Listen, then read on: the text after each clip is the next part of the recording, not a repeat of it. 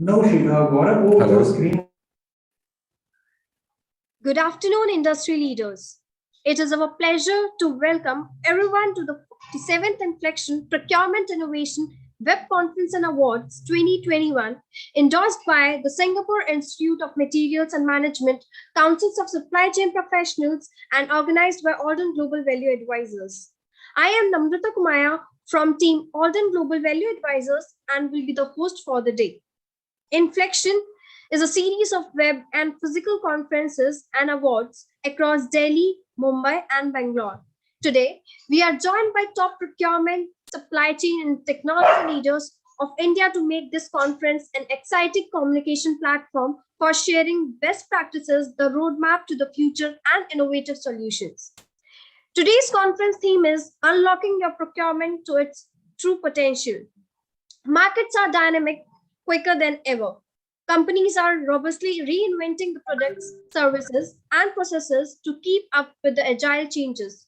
For procurement teams, this never ending and constant innovation is reformulating how they work within a business demands and quick actions. Aspects such as digitalization, resilience, sustainability, localization of suppliers, or future ready company strategies have surely become the center of attention. Today, 150 plus CXOs and more than 350 plus attendees have registered to gain insights from top leaders. Further, we welcome our title partner, Procol. Procol is a mobile first next generation cloud based digital procurement software solution that helps in managing the procurement efficiently. It offers multiple and point modules to streamline, automate, and integrate your procurement process into one unified platform. Procol's market-leading solutions enable companies to simplify collaboration with their trading partners, make smarter business decisions, and extend their collaborative business processes with an open technology platform. Nearly 50,000 crore in commerce has taken place via a network of more than 50 plus enterprises, 500 plus buyers, and more than making Procol the fastest growing procurement technology company. Let's start the conference with interesting keynote by Sridhar Taparia, Director Business of Procol on India procurement on verge of change. Now I request Sridhar to start the keynote. Hi, Namrata. Thank you for the introduction. Hello. Yeah, Sridhar, you're audible. Right. Just starting to share my screen, Namrata. Just give me a minute. Yeah, sure.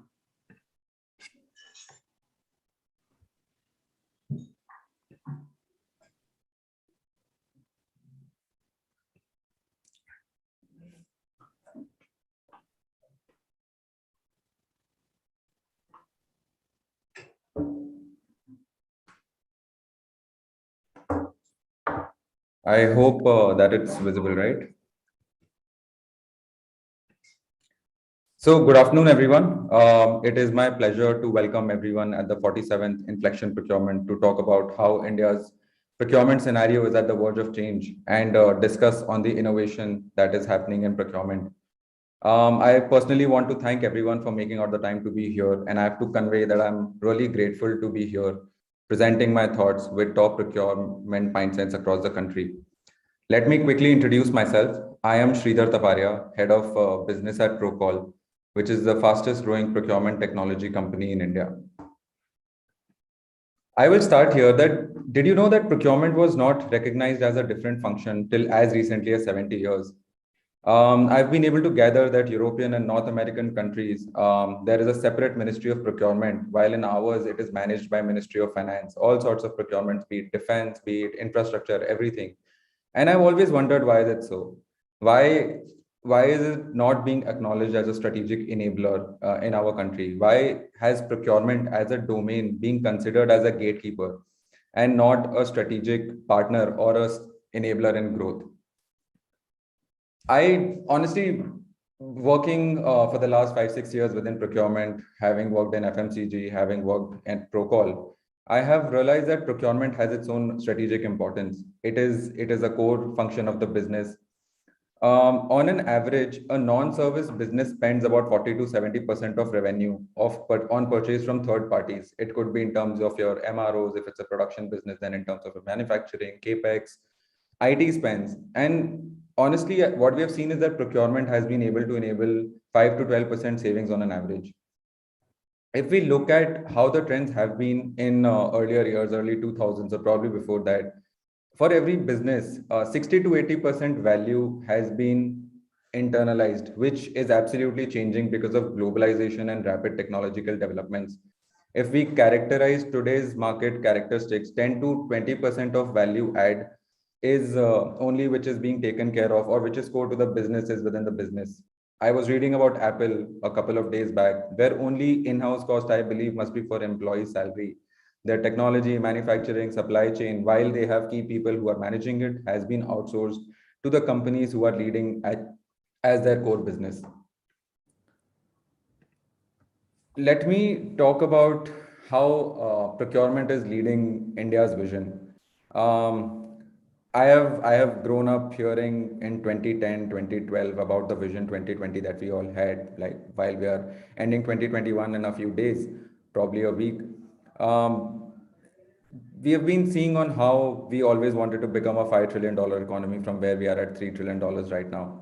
And businesses were definitely leading India's change to become and to fuel to a $5 trillion economy. India has more than 6.5 crore businesses, ranging from enterprise, SMEs, mid-market, and who are in charge of leading our dreams together. However, as per the data that was shared by TY, I have put this picture. At the onset of 2020, the world was taken by surprise of COVID, and it has not been same since then. The COVID-19 impact has put an enormous strain on global supply chains, at times halting manufacturing, while shutting down airports, seaports, leading to a lot of disruption in procurements. It has interrupted delivery of raw materials, finished good, everything. I mean, we have seen, for example, the chip shortage that has completely hampered the automobile industry. At the onset of the pandemic, procurement departments were, of course, reactive. They switched to crisis management mode to help companies alleviate disruptions, including sourcing personal gears, sanitizers, gloves, etc., to helping smaller suppliers manage their cash flows. However, I believe that companies will need to continue to rely on procurement to recover from this current crisis, which has been ever growing. We've seen lockdown one, lockdown two. I was reading yesterday there were more than 10,000 cases in UK yesterday. Not really sure where we are heading right now, but it has been a very reactive approach in terms of what we are doing till now. And I personally believe that procurement is going to lead the way, and companies will need to reimagine not just what the function does, but also how it operates and the new capabilities it will need. While this has been a global mandate and where India's vision fits into it, I would want to talk more on how currently procurement is working. Um, I would want everybody to probably spend 10 seconds to look at this picture, and it says a lot. And I know that everybody's smiling looking at it because we associate with it. I have been in procurement function myself, and I know how crucial the fill rate is. The quality with R&D departments, production teams for manufacturing, the cost check with finance teams, the payments with the suppliers, all the more the dispatch status with the suppliers, claims, meetings, negotiations, and constant search for suppliers. I know what exactly the life of procurement team is, and working there and talking to so many procurement leaders, I believe that that's what firefighting happens a lot of time for procurement managers. When I was there, I used to wonder if only we could have everything streamlined in one place, end to end. However, I never knew how to do it. And being associated with Procol, I understood that technology is the answer to it, and Procol is at the leading front of leading this change. Technology is already changing the landscape of procurement and transforming the function from gatekeeper to a strategic enabler. Technology permeates everything we do today. It's omnipresent wherever we look at. It could be as simple as ordering food, checking who is visiting our houses, or in fact, this event that is happening using internet. And while we were supposed to be in the same room talking to each other, we are talking to each other on this platform. The feeling of meeting everyone in person can never be replicated. However, old definition of technology, have and have nots, are outdated now. Now it's more about have and have mores. And that is a very radical shift that has happened over the years. The firms with a have more attitude and industries do much more with technology, identifying rewards not only in the profitability and efficiency, but also winning strategic advantage as they are able to blur the old connotations that have existed and to set new rules of competition. Um, when it comes to profits, I think that going digital shifts increases profits. And we have seen that in highly digitized sectors that are going towards a winner takes all dynamics. This is the kind of impact that technology is leaving around us. This last year was, I think, one of the years which was which saw a lot of listing that happens in companies that have led technology, as simple as food delivering apps or as complicated as data mining companies. But they all have shown what the power that technology brings into the company. Bringing technological revolution is the next natural evolution for procurement. Building on the e-procurement era, I would want to just talk about a little bit on what really happened in the early 2000s. During that time, with the introduction of tools such as e-catalogs, spend cube, electronic RFX, reverse auction platforms, procurement definitely as a function has reached massive data flows with today's integration of procure to pay processes. You add to it advanced analytics, faster insights that has helped procurement add immense value to capabilities of business, and which is where we are currently placed. I would want to talk about this picture in the slide to come in, and also wanted to address one more point which I probably left. We all have heard in the last few years that data is power. A lot of companies are getting their valuations businesses in terms of data. And if information is power, I personally believe that procurement function occupies an enviable strategic position, sitting on a top of huge amount of information that flows between a company and all of its suppliers. This information till now has been scattered over emails, phones, documents, and whatnot. Today, however, a few procurement functions are effectively tapping into those flows, of course, and using them to find and capture new sources of value. And that can only happen when you have the data available, and we are able to process it and make sense out of it. Technology is the only way to gear up and discover the next competitive advantage in data and processes you already have. I would want to come back to the entire source to pay process, which is about this picture. And I want to clear certain misconceptions that we might have about the larger umbrella of source to pay. So the title says that this is the current state of procurement and not future. In the last 1 year, we've been able to talk to more than 400 procurement leaders in our country. And currently, they have been dealing with the challenges that have probably already been resolved. For example, in source to contract space, categories are managed in real time by machine learning. Demand prediction and forecasting using auto replenishment is already happening. Warehouse management systems are helping in terms of keeping a track of all your inventory. There have been companies who have been the big four consulting companies who have been able to estimate the predict future sources of supply. There have been alerts that have been put out, and this has been this has been automated, and this is the current state of procurement and not future. What is the impact? Source to contract has become predictive with supply bases, prices, and total costs of all visible. It has definitely empowered professionals to reach transparent agreements with high value suppliers. In transactional procurement, P2P, we have seen that automatically material demand and requisition deliveries are happening. That I just spoke about ARS. Repetitive processes have been eliminated, which is automatically raising your purchase orders through your contracts. Payments have been automated in real time of material delivery. Material is received, payment is executed. Payments have been made very secure, and goods have been exchanged through validated and trusted decentralized ledgers. There have been so many marketplaces also that have come up and have burgeoned and grown like anything. What is the impact? P2P becomes automated in digital world. Transactions such as processing purchase orders, requisitions of goods and services, materials, paying invoices, etc., require minimum human intervention. This is the current state of procurement, not the future. In terms of supplier relationship management, which is again a very important key part of the entire sourcing process, we've seen that potential risk and risk mitigation has come up as a very important theme in terms of aggregation and visualization of third-party data. Companies have also starting auditing their suppliers and suppliers of suppliers so that they know that where the value chain is forming. What is the impact? SRM becomes proactive as risk mitigation strategies are now preemptive. This has definitely allowed procurement professionals to focus on optimizing operations, spend their time on strategic processes rather than spending their time on daily mundane tasks.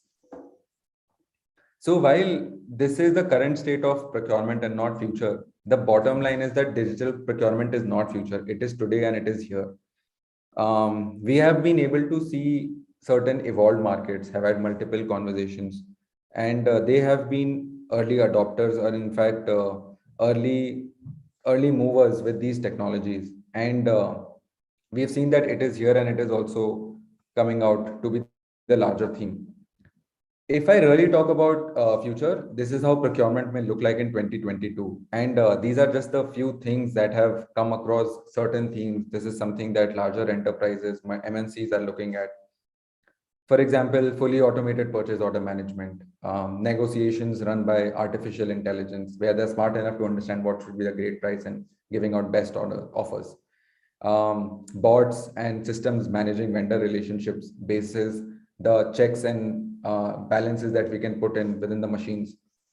Machine learning deploying most optimized forecast and automated PRs, which means that they can predict seasonality, they can predict demands. And this is something that already companies are working on. Price intelligence to understand if what offers you're working on has been great. And another theme that is coming as a core due to so many government intervening is in terms of climate. If the procurement that is being happening, is it sustainable? I was recently having a conversation with one of the largest water bottle makers in India, and their core problem was if the plastic that they're procuring, can it be made sustainable? And if yes, how do we go about it? Again, one of the themes, one of the largest FMCG companies in India thinking in the same direction. And I applaud the effort that procurement managers are thinking in the same way. The future is closer than you think, but the $1 million question is, where should you start? We all know what is it that we want to do, where is it that we want to achieve. We have heard millions of things in multiple conversations like this, presentations, but we don't know how do we start. How agile do we need to be as a first step to be digitizing our procurement function? I am using specific word agility, and in fact, I will come back to it later, but it's a very important part to have an agile approach in this. And how does that begin? Um, I will probably talk about Procol here, and any type of change management, which is as small as or as large as digitization, requires radical mind shift, but it needs to start small when it comes to execution. A journey of 1,000 miles begins with a single step. So how it needs to happen is that you need to identify the goal, break it into small sprints, and travel the path. If you look at it, it says imagine, deliver, and run. So you need to imagine the first step, start delivering on it, and then keep scaling it.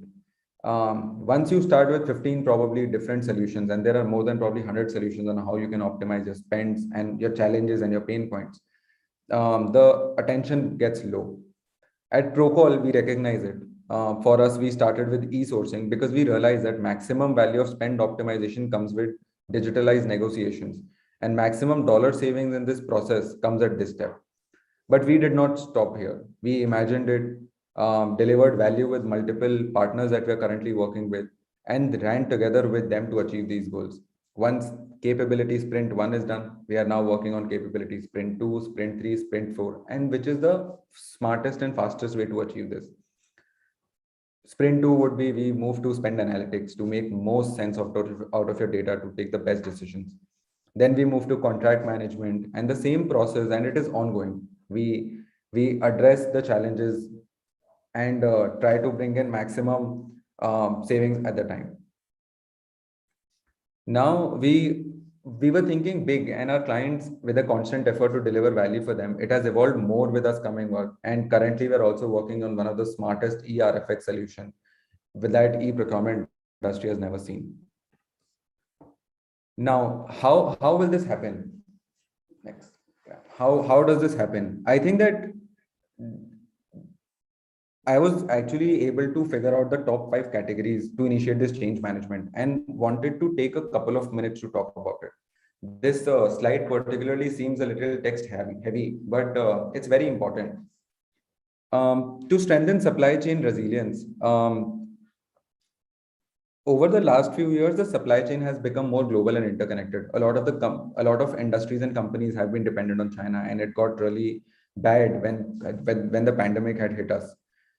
There are so many challenges like probably climate change, complicated economic systems, taxes, geopolitical risk.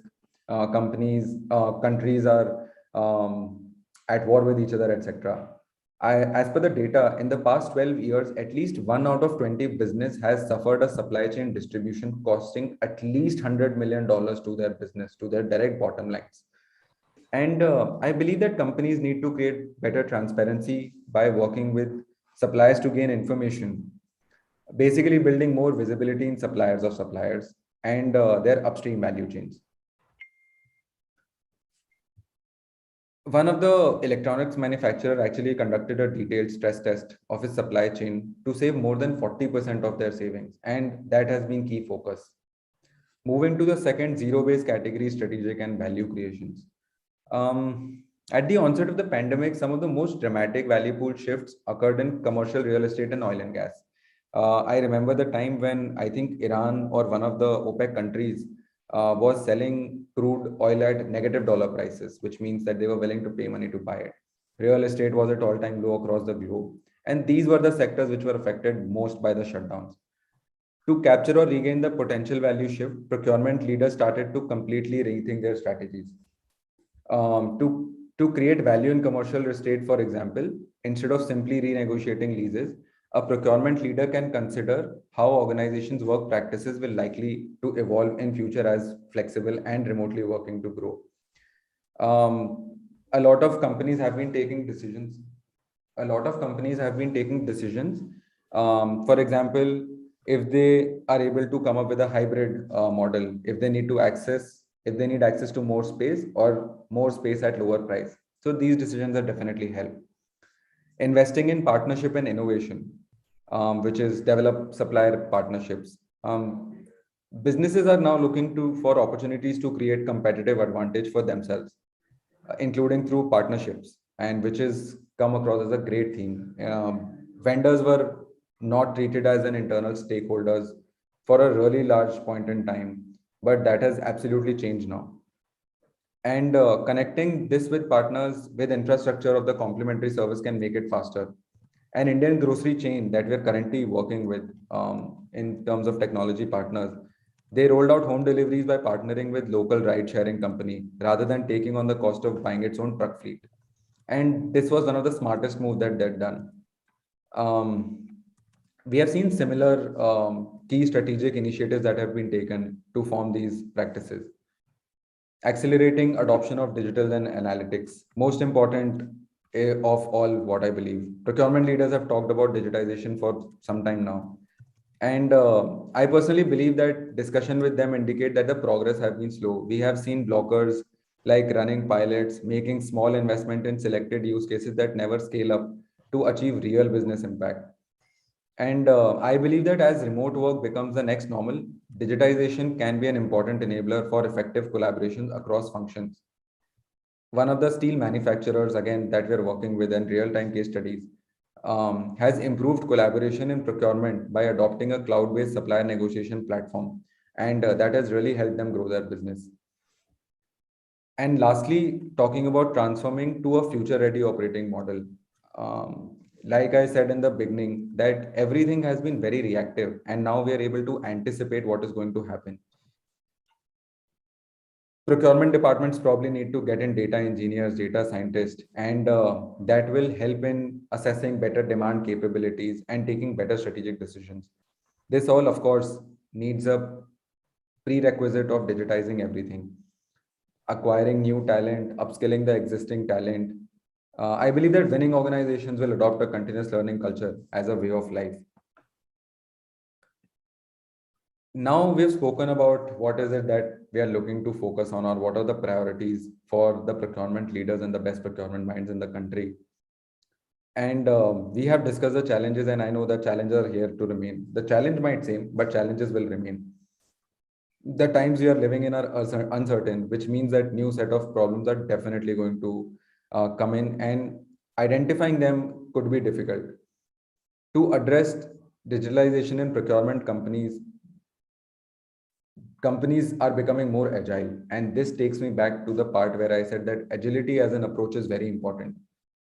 We have observed that the top quartile of procurement leaders is changing the culture of procurement. It starts with people who are driving these changes and making sure that the decision making, the speed of changing, the robustness of their process can be as flexible as possible to address to the changing times.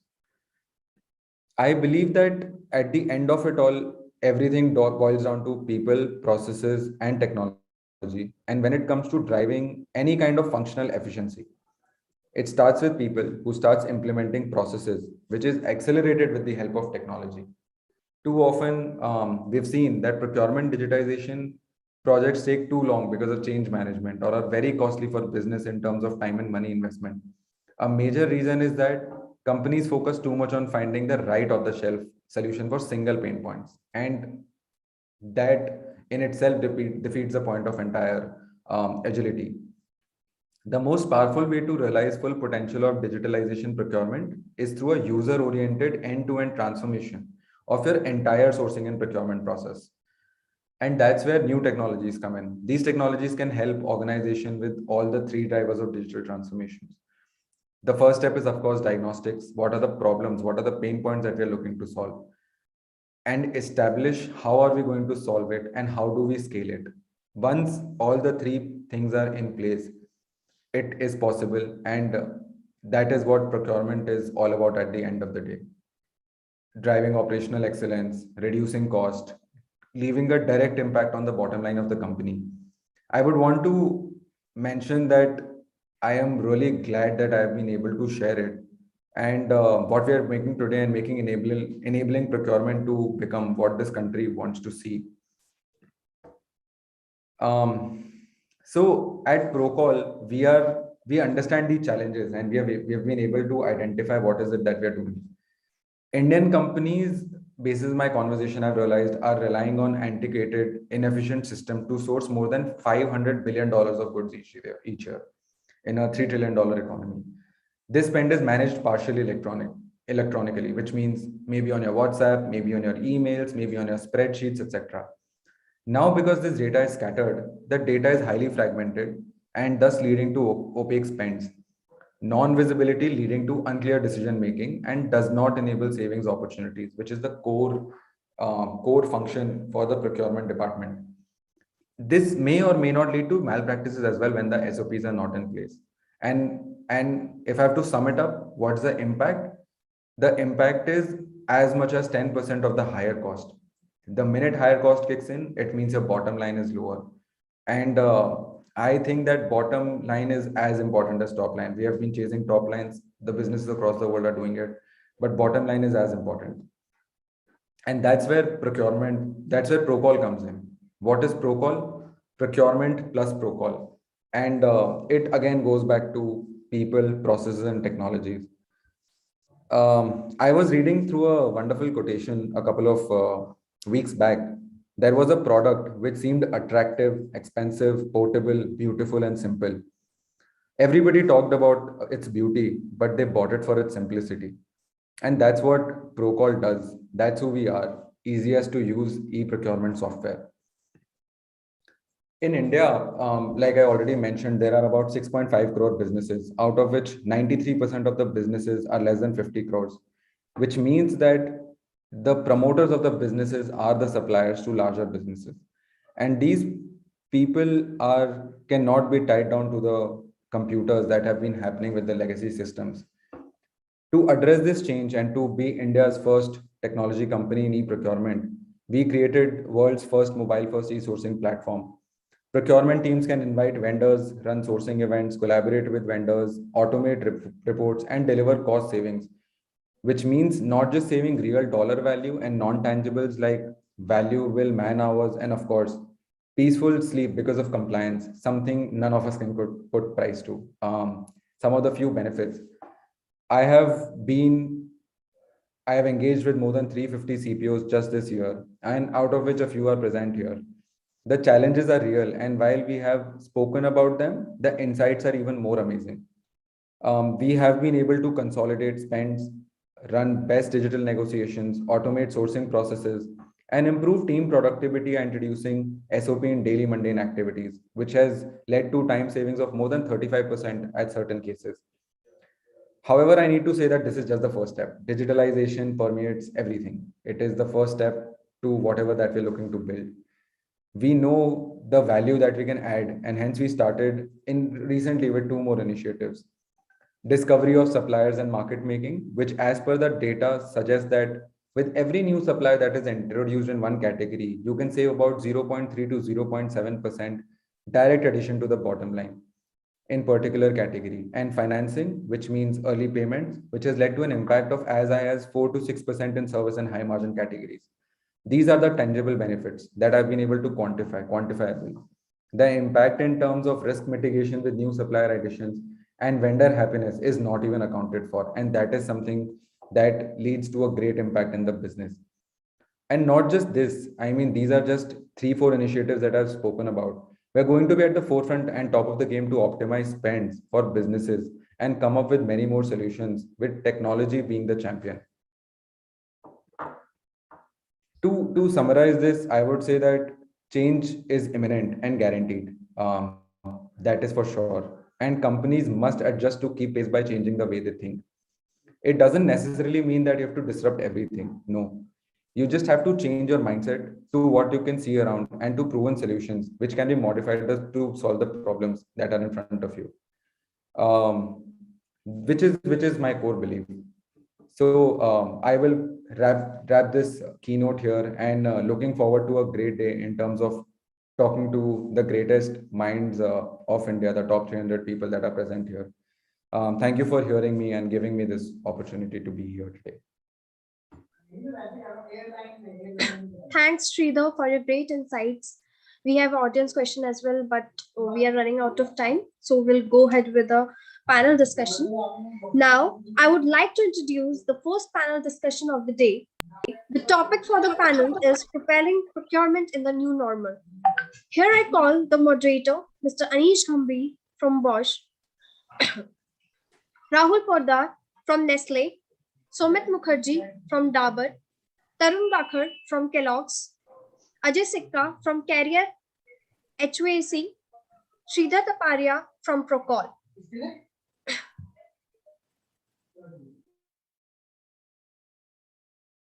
Hello, good afternoon, everyone. This is Anish Gambhir. Hi, Anish, how are you? Hi. Hi, everyone. I think this is the first panel discussion for today. So we have a topic of propelling procurement in the new normal, right? And we have the panelists among us, Mr. Rahul Poddar from Nestle, Mr. Tarun Gakkar from Kellogg, Mr. Ashish Kulkarni from Bajaj, Mr. Ashish Sikka from Carrier, and then Mr. Somit Mukherjee from Dabur. So quickly to start with Mr. Shomit Mukherjee, if he's the Central Procurement and Planning Head of Dabur.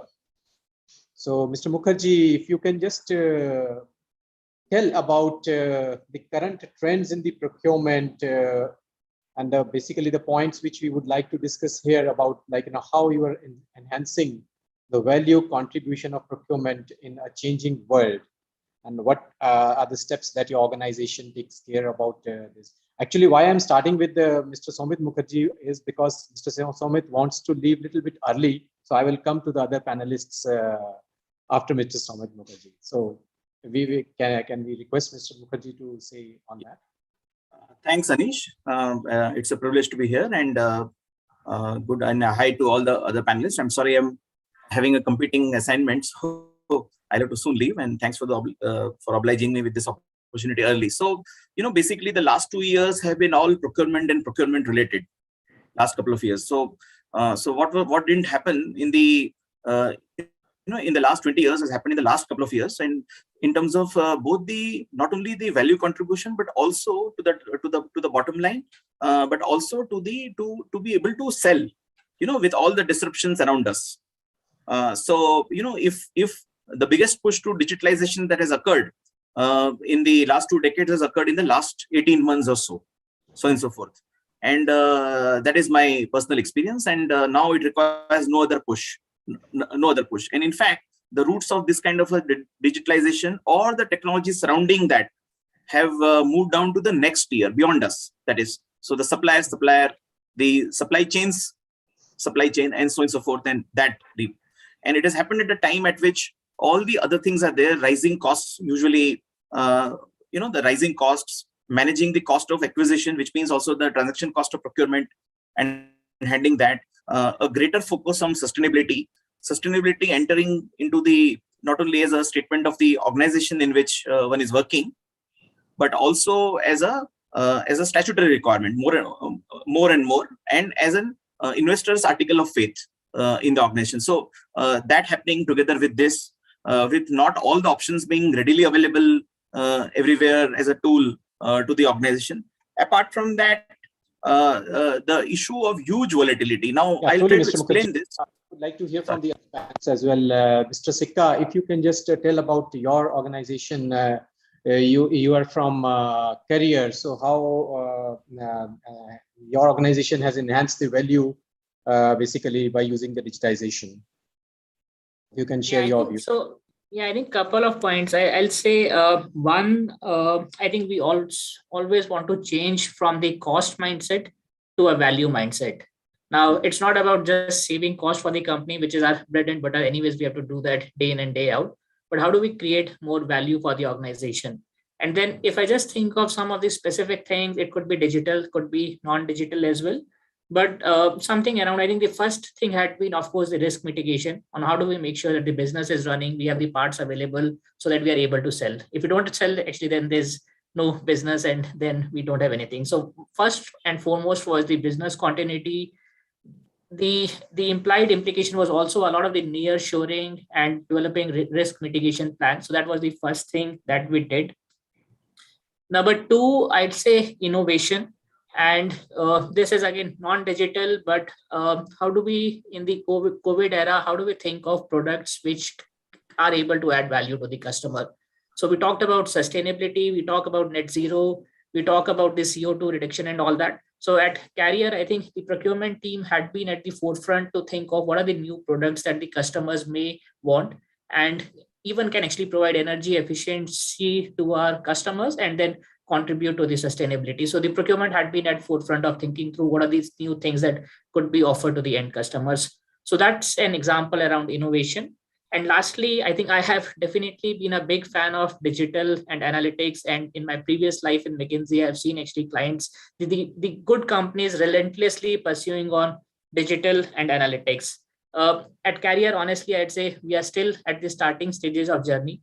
We are present in maybe 50 odd countries. I think these baby steps we have taken, where all our spend data of the 50 countries is in one place. I can actually access spend data of any country in one place. Maybe a few months before that was not there. Now we have that available.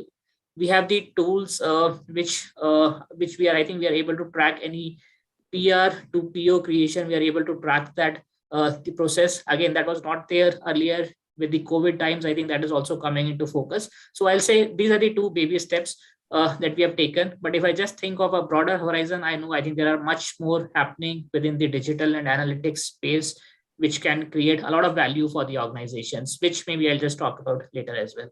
Yeah, good to know, Mr. Sikka. I mean, it's really good that you have done a good amount of innovation during this pandemic, and which has creation of the automatic tools, which has resulted in the POs, automatic creation and all. It has definitely best utilization of the time during the pandemic, and I would say really a good job, good thing done you have done. And may I know, Mr. Podder, if you can highlight about in Nestle how you have introduced the digitalization and how it has helped.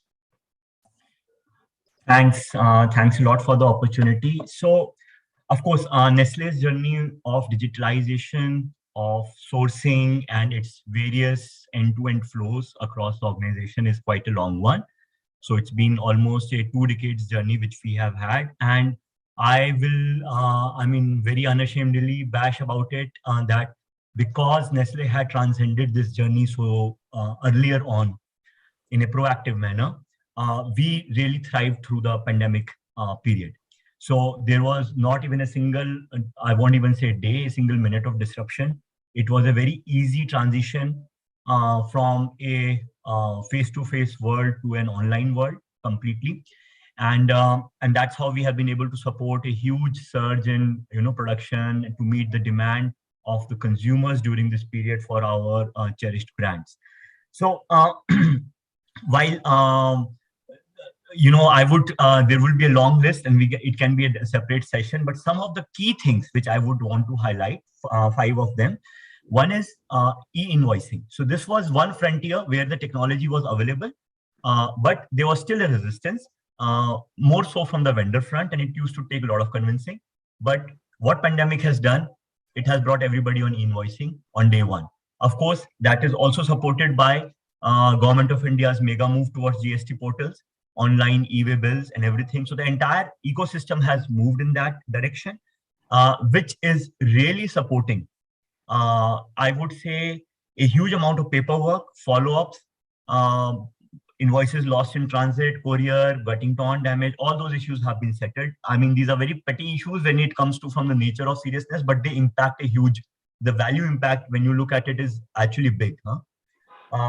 Second big thing is again e-sourcing. All right, all of us know about e-sourcing. We have been talking about for 2 decades. Most of us have had these tools, but there was this reluctance, even from a buying community to adopt it, because everybody wants to have that face-to-face feel, touch, sit across, have a handshake and all that. But this pandemic kind of pushed us all into e-sourcing. And at least I can speak from my experience, it has brought in wonderful results, not only in terms of value discovery, but I would say the amount of time, effort, which gets cut down. Right now, I mean, your vendors or your internal stakeholders can come according to their comfort zone on a call, video call, and I really don't see that a huge amount of difference has happened. I'm not advocating that we should never meet at all. Definitely that human touch is required, but it has brought down the process time. At least we have experienced that in Nestle. Third thing is data analytics.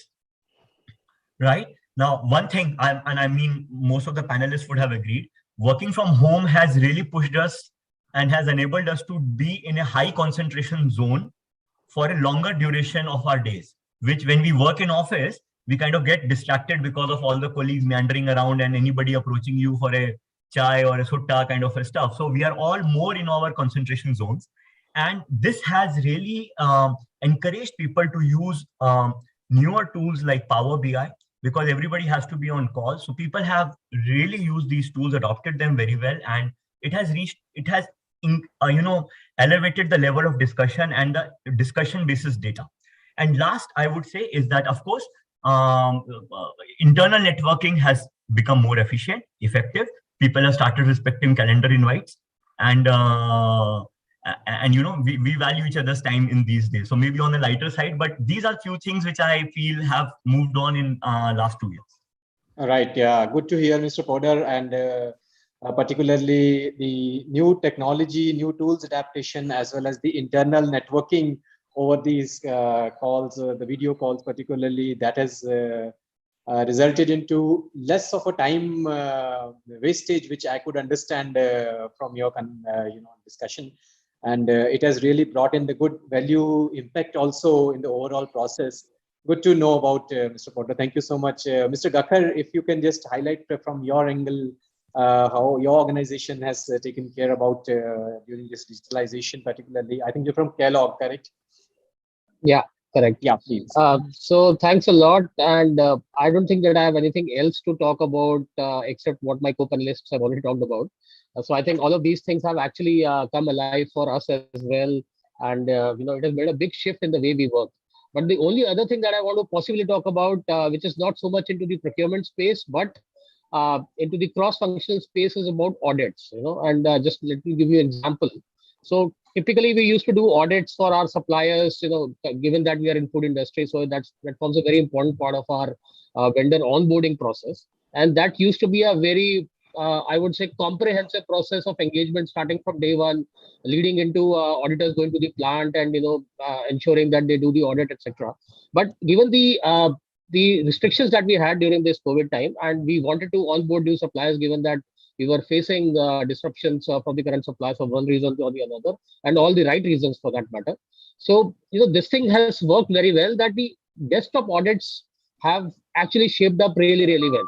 And that has helped us to get many new suppliers on board without actually diluting any of the aspects of the audit, but at the same time, not engaging on a physical basis for, the auditors to go down and, have a visit at the plant and all of that.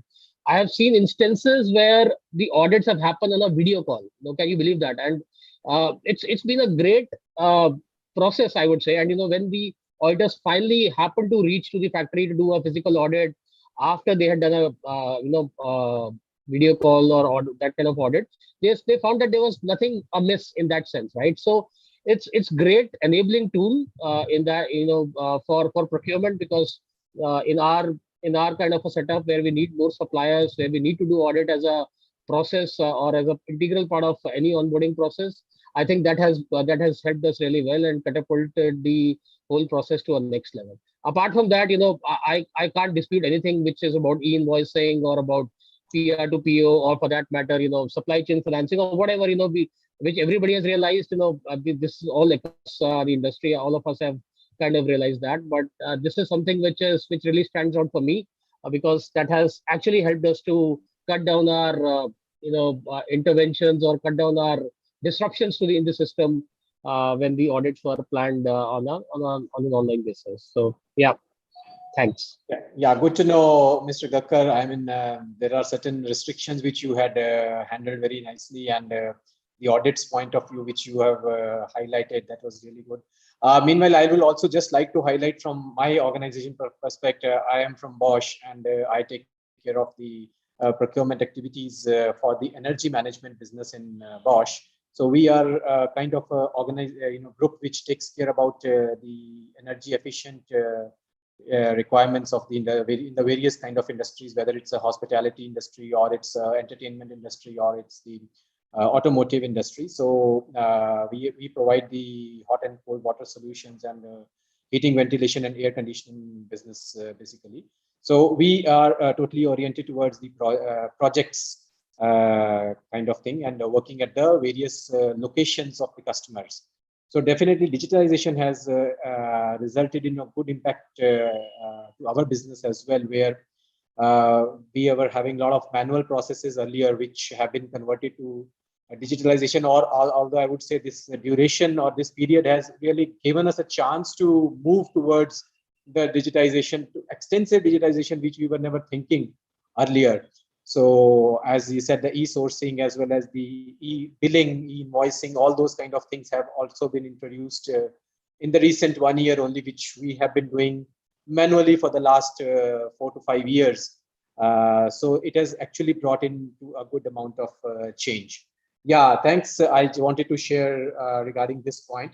Now, coming and taking this discussion forward, I would like to have your viewpoint on how are you adapting the ways to reduce the cost in a procurement. This is general.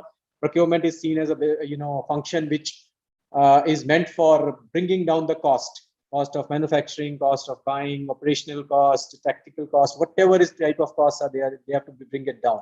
So during this particular duration, what are the things which you take care, what you adapt in your organizations to bring the cost down?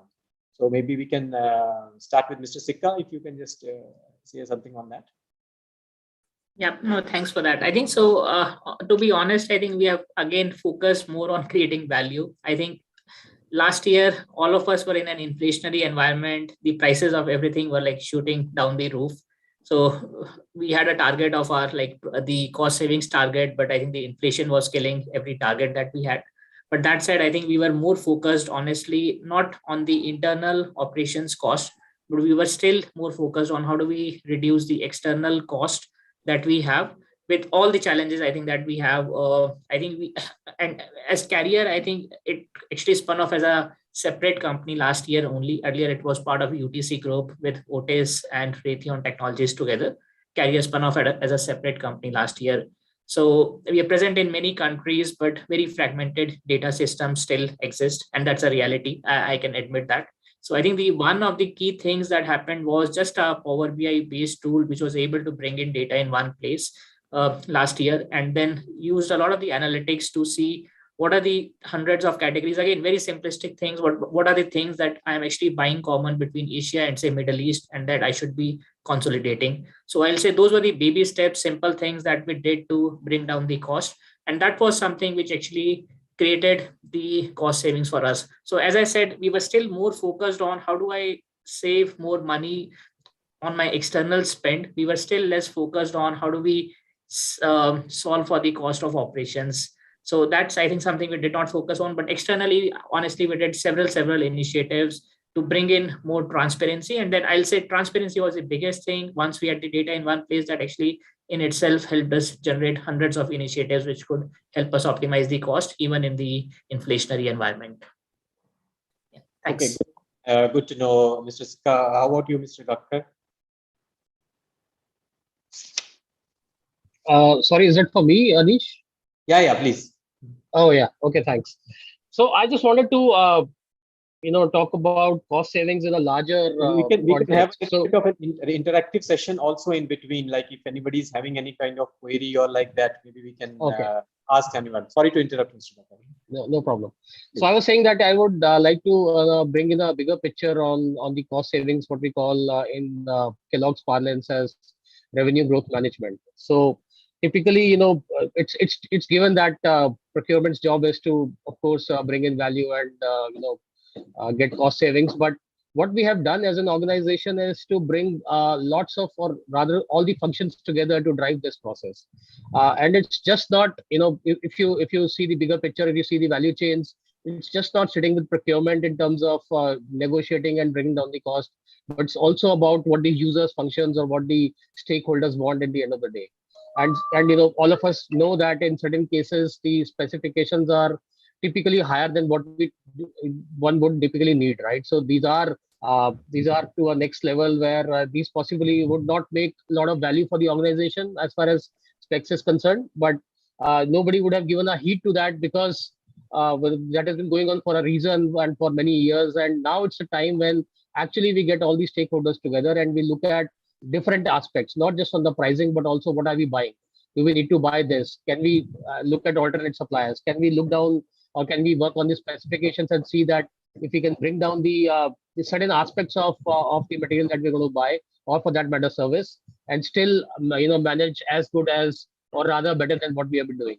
And I think as an organization, when people come together, there is a lot of collaboration, and particularly when it is driven by the overall organization's objective of reducing cost and to drive value. I think lots of thoughts come into being, and these ones are they become the catalyst for the bigger projects. So that's what we have seen, bringing lots of stakeholders, whether it's the R&D, or whether it's the manufacturing or the quality function, or to that extent, even sales and marketing people on the same platform, and having these discussions where we look at things on a threadbare basis and try to see what actually makes sense and what could be a non-value added activity which we have been doing for a certain period of time for some reason which does not possibly hold true now.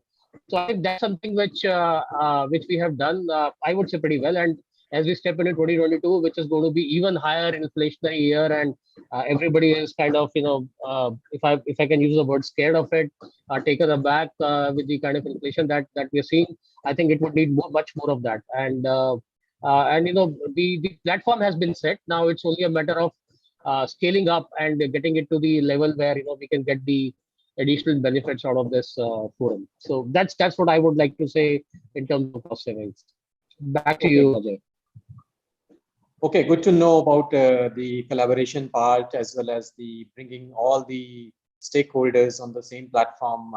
Basically, that gives better understanding among all the people, and what they also come to know what are the activities which procurement does, and they also know where the cost can be reduced, and particularly the non-value added activities, to just highlighting those, and you can remove those non-value added activities jointly. That's good to know. How about you, Mr. Podar, about this? I think Sridhar has a question. His hands was raised. Yeah. Maybe Just first wanted take that. Yes, thank you. Just wanted to check with Mr. Gakar, like you have mentioned the things that have been done. So in coming 2022, we are all anticipating that it's going to be an inflationary year. Things are still not on track in terms of logistics, politics, disruption within multiple countries. What are the top 2 priorities for you for this year that you would want to address as the most important part of ABB planning in the first quarter of this year? I think the environment in which we operate, we are kind of seeing disruptions because of logistics or for different reasons. So if you were to ask, my first priority is to ensure that we get there is no supply chain disruption. So we have a supply chain continuity. The material is available, the services are available as required. Of course, the challenge is around inflation, which is of course sitting on the similar kind of a platform as the availability. But from the topmost action oriented point of view, it's the availability. That's point number 1. And point number 2 is to get a better forecast from the business. I think all of us in different forums have been talking about future looking forecast and how can we make it better. But I think now it's the time when you need to have a bang for your buck. This is a time when we have reached out to the business and told them that get us the right kind of visibility, which would help us to put the right efforts and energies, and for that matter, resources in the right place. We want to not spread ourselves thin, given that there are multiple challenges this year, but we would like to focus on few areas. So we can't be working on multiple tracks or opening up different fronts, which could possibly be counter intuitive.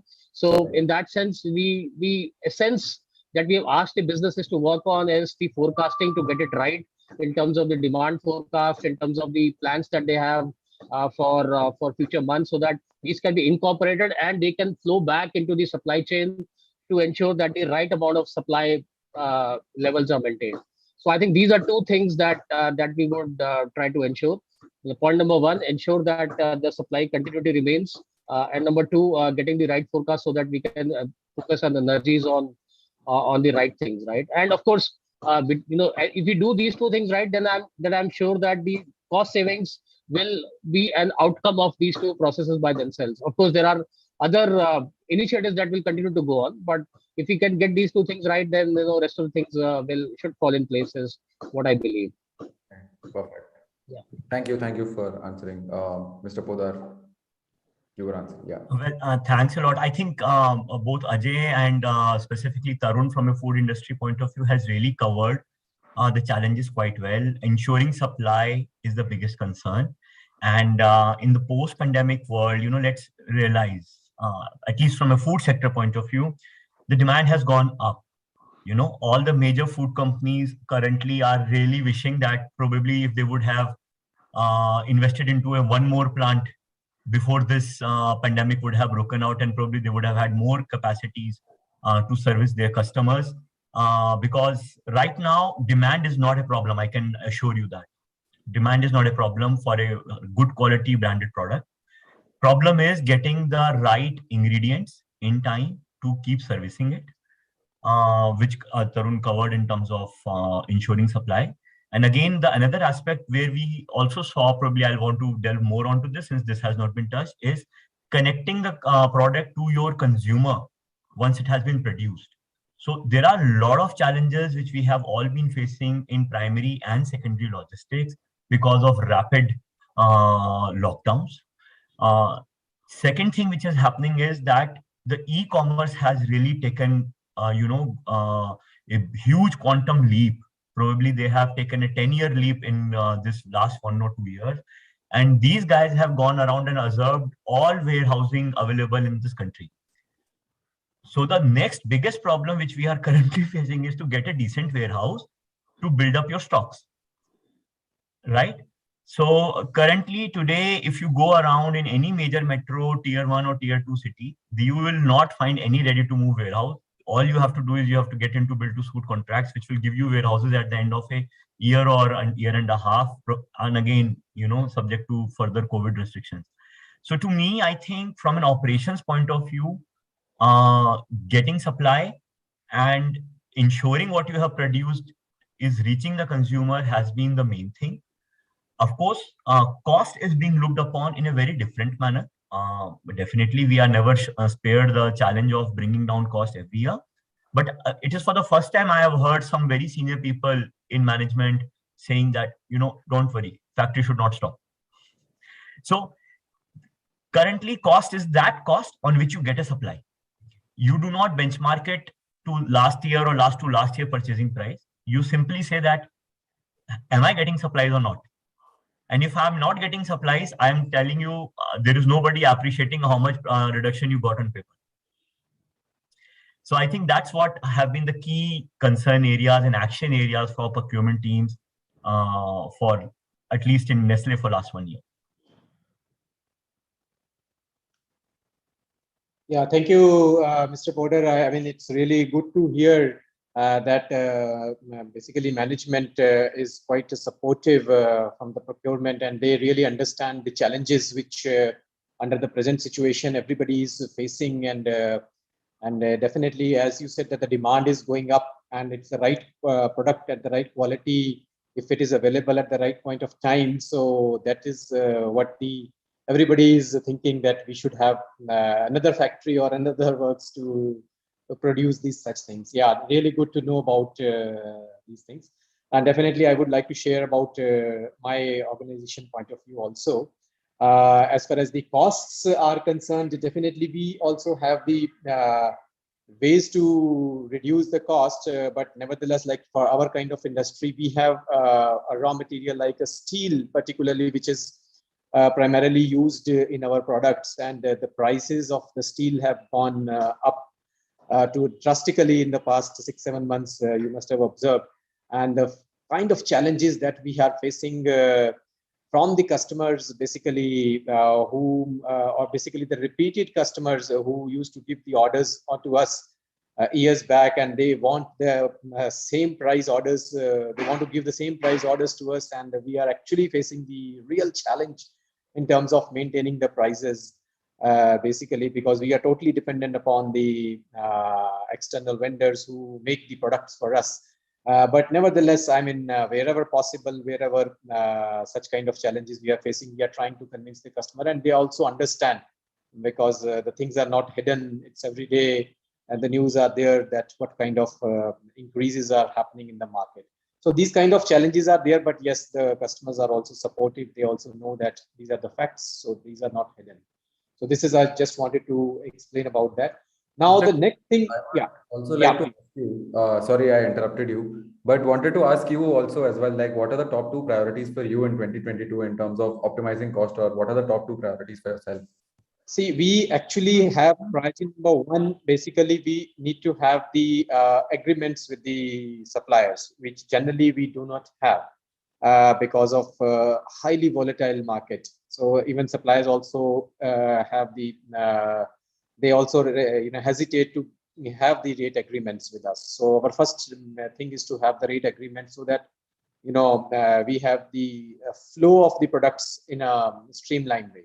That is point number one. And then point number two, the collaboration with the suppliers, the long-term collaboration, looking from that perspective, and the regularity maintaining with them, and so that the flow of the items which we buy from them is continuously maintained, because they are also unable to maintain the inventories at their end. So we have to support them at times. So that is what these two things which we are looking in 2022, basically. Perfect. Yeah. Okay, going forward, basically, I wanted to ask to discuss basically how you are enhancing the value contribution of procurement in a changing world. What is the organization, what procurement is doing as a specifically? One thing is the digitalization we have already discussed in details. So what additional to this digitalization you are having?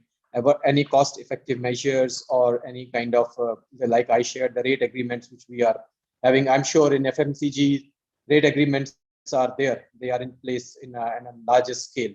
And warehouses concepts, inventory concepts, and logistics building. So all those things are there in the supply chain and procurement field. So any additional thing which you are doing in your organizations particularly? Yeah. So maybe I can start. I think, sorry. Yeah, I think couple of things, Anish. I think I'll say maybe we'll start with the basic ones. One is, I think, honestly, we are investing a lot in the planning tools. I come from the service and aftermarket space, and it is not only we did not have a challenge even just to get the fresh raw material, but even the spares that we need for service. So, and I think we basically, as carrier HVAC, we serve a lot of hospitals, hospitality clients, and all that. And think like in the COVID era, we even had to serve all the hospitals and all that. And if we don't have a spare part of that, they are actually the heating and air conditioning systems can go off. So I think we are digitizing our systems and making them well connected, so that if I have to fly a spare to meet a critical need from US to India, I should be able to do that. But currently, I think the original state was we did not have a visibility on what spare I would have in one country versus the another country. So that's an investment we are making to connect all these systems so that we have a real-time inventory of all these spares as well. So again, the challenge was not only just in the getting the fresh raw materials, but even for the spares as well. There was a good shortage. Number two, I think there's an investment we are making in the planning systems, because never, I think historically we had heard of suppliers giving us a 54 or 64 week lead time as well. In our industry, we are actually seeing lead times which we are getting of like 54, 64, 84 weeks as well. So like more than a 12-month lead time. 12-month lead time is actually what we are getting as well. So there's a significant investment we are making even in our planning tools. Earlier, it used to happen country by country, sometimes a lot of the manual Excel-based planning as well. But we are going into the system so that we are able to plan well, and we are able to plan at a global level, and then able to leverage the, spares inventory that we have would be in one place to another place. So that's a basic one which we need to sustain and run our business well. That's the one thing we did. Second thing, again, it's partially manual, but partially automatic, is I'll say connect more of the procurement with our sales and marketing and the pricing teams. Earlier, it did used to work slightly in silos. Procurement would do some cost, sales team would think of at what price they can sell and so on. But we are trying to integrate it more so that any inflation, whatever we are able to pass it to the market, we are actually trying to make that. Earlier, we would have a price list once a year. Now it's once a quarter or even less at times. So that, of course, I think as a company, we just also need to ensure that we have the bottom lines. So now our procurement costs and actually sales are much more synchronized, so that in between we are able to protect our margins. And then there's an investment we are making in our pricing tools as well. But that said, procurement is an important enabler, and procurement team actually has a seat on the table when it comes to discussion on pricing as well. So that's the second shift I see happening. And the third one, which again is closest to what I'm passionate about, is I think even in this time, I think we have actually not let go on innovation. When COVID started last year, we onboarded a supplier digitally. We were not able to travel, so we onboarded a supplier digitally, who was able to supply us the UVGI systems and so on. So for the indoor air quality management, so we onboarded the suppliers, we got them on board, and we then actually starting pitching to our even a lot of the hospital client solutions that can help them improve the indoor air quality during a COVID era. So we introduced basically new products even during that. And now I think having seen the COVID era and with all the focus on the net zero carbon reduction, we have continued to focus on what are the new things that we bring on table that helps customers from a sustainability perspective. So energy efficiency, I think we are bringing a lot of the retrofit kits which help customers improve energy efficiency in their existing HVAC systems so that customers are able to benefit from a lesser energy consumption. And I think this has been the time when a lot of the offices has been partially open, some people coming to office, some not, or maybe few days a week. Then a lot of the chillers were not fully operational. So we basically came up with a lot of the kits to help our customers optimize on their cost as well, and then contribute to the sustainability as well. So I'll say net, I think recapping three things, investing a lot in our planning and inventory systems and basically consolidating them globally. Number two, more connecting between the dots between procurement and sales pricing. And third has been just thinking of, again, I know the environment is difficult, but what's the value we bring to the end customer and what are the new things we can bring on the table that the customers may want. So that has been the three things net that we have been focused on a lot. Right. Thank you, Thanks, Mr. Anish. Sukha. I think, yeah, this was one of the points from Mr. Gakkar also, the collaboration basically and bringing the different functions on the same platform, making the sales, engineering projects, everybody on the, understanding the procurement things. So thanks a lot, Mr. Sikka. And Mr. Poddar, if you can just say something on that from your side. Well, I'll only add a Nestle slang to it. So I think the initiative is quite common everywhere. And inside Nestle, we just call it as business partnering, right? And the idea is very simple. Have procurement on the table from the very beginning.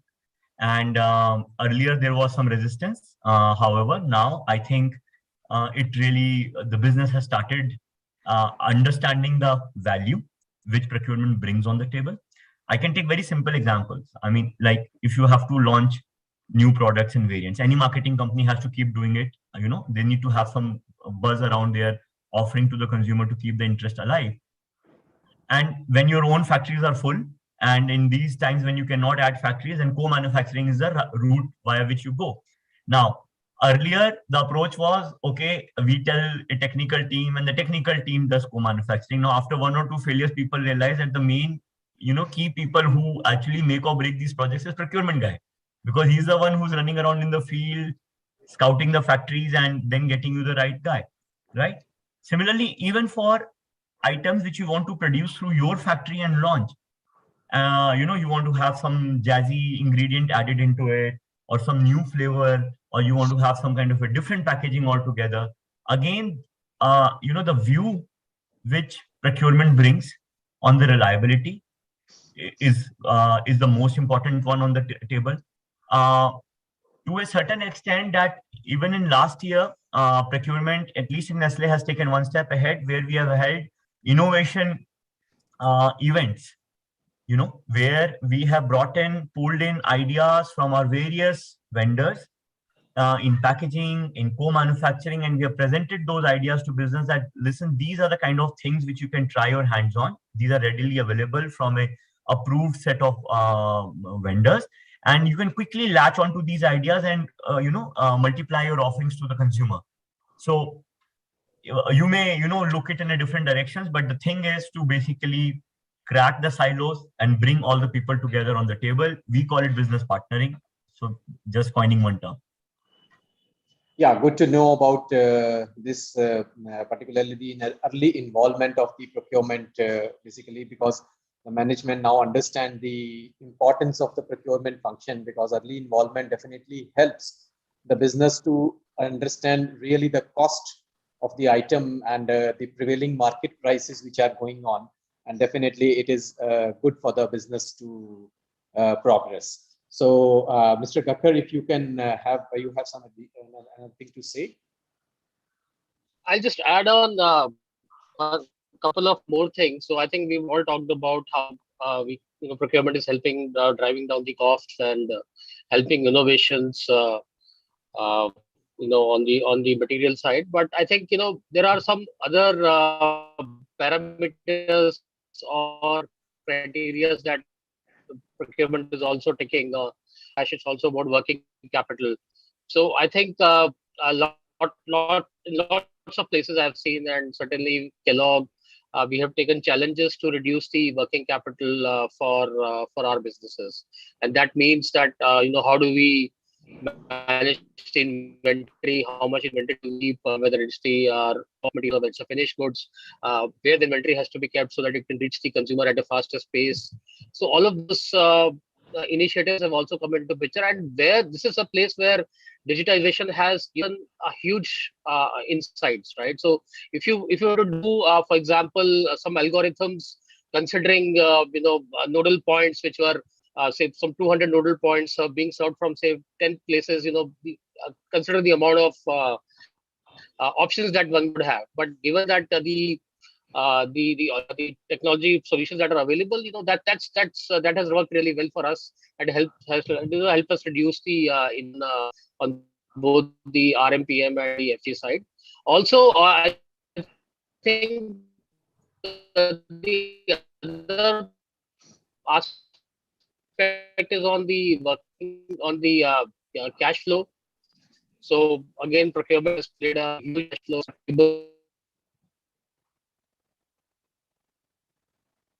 financing, which has come really handy. So of course, all of us know that supply chain financing I think there is some as a concept for very long. It really got alive. The enablement of the process happened only when the technology where one can do financing, supply chain financing on the go on certain websites, which are attached to banks or NBFCs, actually started to happen. So these are few areas which are beyond cost in some sense, but at the same time equally important for the organizations to be competitive.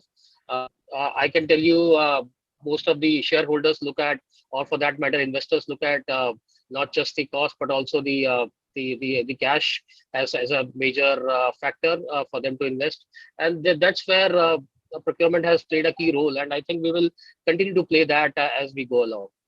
So yeah, my two bits on what value addition procurement has brought into organizations apart from cost savings.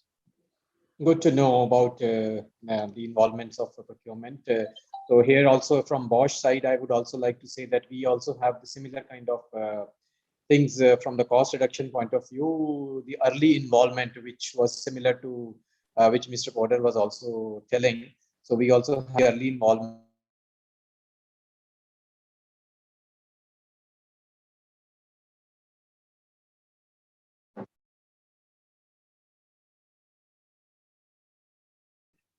During the pre-sales stage itself to have the prices going on and what we should further report to our customers to have the better ongoing business. So this is what I just wanted to say. So now next thing, which I think we are running short of time, we are having only 3 minutes left. So just to quickly have what are the your vendors, basically are your vendors leveraging supply chain finance? So do they have any kind of issues related to this? So I think I'll quickly sum up my point, my experience on this one. I talked about it. So finance has worked very well for us, is what I can tell you. And I think suppliers see a lot of value in that, given that organizations are now asking for higher payment terms. So they see a lot of value, and it has really done. We've seen more and more suppliers getting onboarded without any issues, and now the interest rates are also right. We're seeing the interest in South. So it has done well.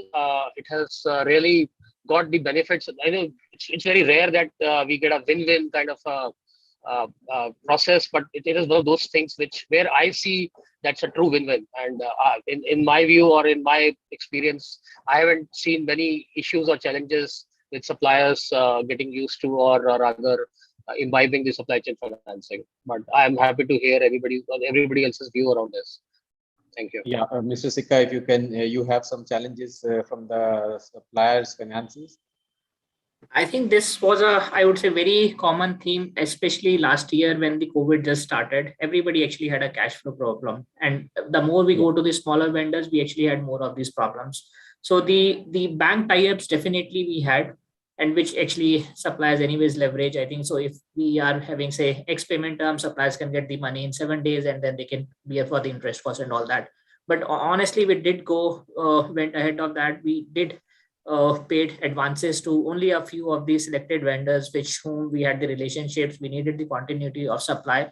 So we did actually went ahead, paid advances. Even this year, I think at the end of the December as well, we actually paid advances to the few suppliers where we needed to get the supply as well. So it was actually a mix. It was not only just to pay advance, but it was also to ensure that we had a continuity of supply, because at the end of the day we have to sell in the market. So to ensure continuity of supply, even from our side, we paid like, even I'll say, upfront 100% advance as well in very selected cases. Some cases could be 30% as well. But yes, I think so. The one stream definitely suppliers should always have is the, if we have a tie-up with a bank or finance where any of their bills they can get discounted at a much earlier rate. But that said, I think the COVID taught us that, okay, this suppliers will have to take care of. So it's I think it's something maybe our baby will have to take care of. I think especially during the COVID era, this taught us. And I think as a carrier, we did with only a selected suppliers in that space. Right. Good to know, Mr. Sikka, regarding this. Particularly, the cash flow was a really issue at a particular point of time, and handling of that. Definitely, it is very difficult to convince the management, particularly that how you take care about the suppliers' payments, basically, because taking care, everybody during such kind of high risks, they want all advances and payments to be secured. And moreover, the continuity of the supplier is equally important. So we need to have switching over of a supplier is also at times very challenging, what I understand, because that's what we actually faced here, because the long-term relations with the suppliers who have been built for years together, we cannot lose them suddenly because of the temporary issue which has arisen. So that's the kind of challenges what we faced. Mr. Poddar, if you have something to say on that. I won't repeat what all I have already said. It's a common factor. I mean, just to end on a lighter note, I think the biggest reason why vendors really want to join supplier financing, at least for my organization, is that it ensures that their payment gets happened in 9 days or 7 days because of discounting. Otherwise, otherwise it runs into 60 days or 65 days, and on the last day they have one objection which takes it for another 30 days ahead. Well, it's a popular concept. Financing was the need for the industry. More and more people have onboarded last year with us also. So it's a similar experience. And I think very soon it would be a norm of the industry itself. Any organization which does not run or provide this facility to its vendors will have really a hard time in attracting quality vendors. I feel that's the power of this facility for the supply community. Okay, great. Thank you, Mr. Poddar. Any questions from any team, Mr. Taparias, if you can just highlight and summarize the whole thing. Right. Thank you, Mr. Gambhir. And I think it was a very insightful discussion. So all the panelists and the companies that we're coming from, I think, are leading the charge of whatever is happening in digital procurement. While the conversations that we're having are definitely highlighting the problems that probably these companies have already solved. And I was very keen to know on what is it that we are really prioritizing and going forward in 2022, for which I've got the answers. And financing is definitely being one of them. And I feel really happy to realize that these are the solutions that we're already working on, which shows and reflects that we are on the right track. I believe that that procurement is definitely going to be enabled in ways that have never been imagined. And the change that we wanted to see in our country, which started back in 2000s and probably Europe and America, is definitely coming in here. And it's leaders like yourselves who are probably bringing this change. And very happy to be a part of this entire journey. Thank you. Right. So here it goes from our side. Any questions from anyone? Yeah, so Anish, we have audience questions as well. So the first question from Rajan Malhotra, he's asking, how can procurement be more agile?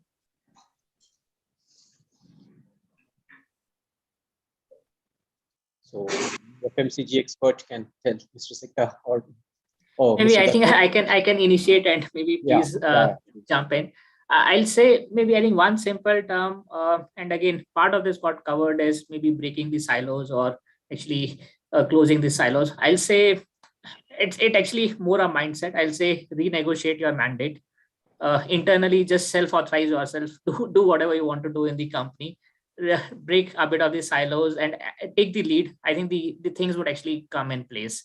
So that's what, if there's something you want to do, I think take the initiative, whether you are procurement, whether you are any function, whether you are even in maybe another function, I'll say just take the initiative. And at least what I've observed in my place and in my company and even the companies I've worked earlier. So take the initiative, and I'll say someday somebody will have to break these silos, and then things actually start falling in place.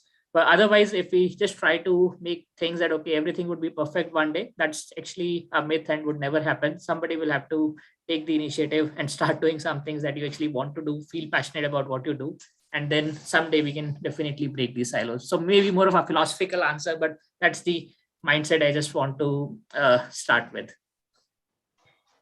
Yeah. Right. Okay, the next question from Ayush Jain. He's asking, what are the benefits of smart e-sourcing and intelligent spend analytics?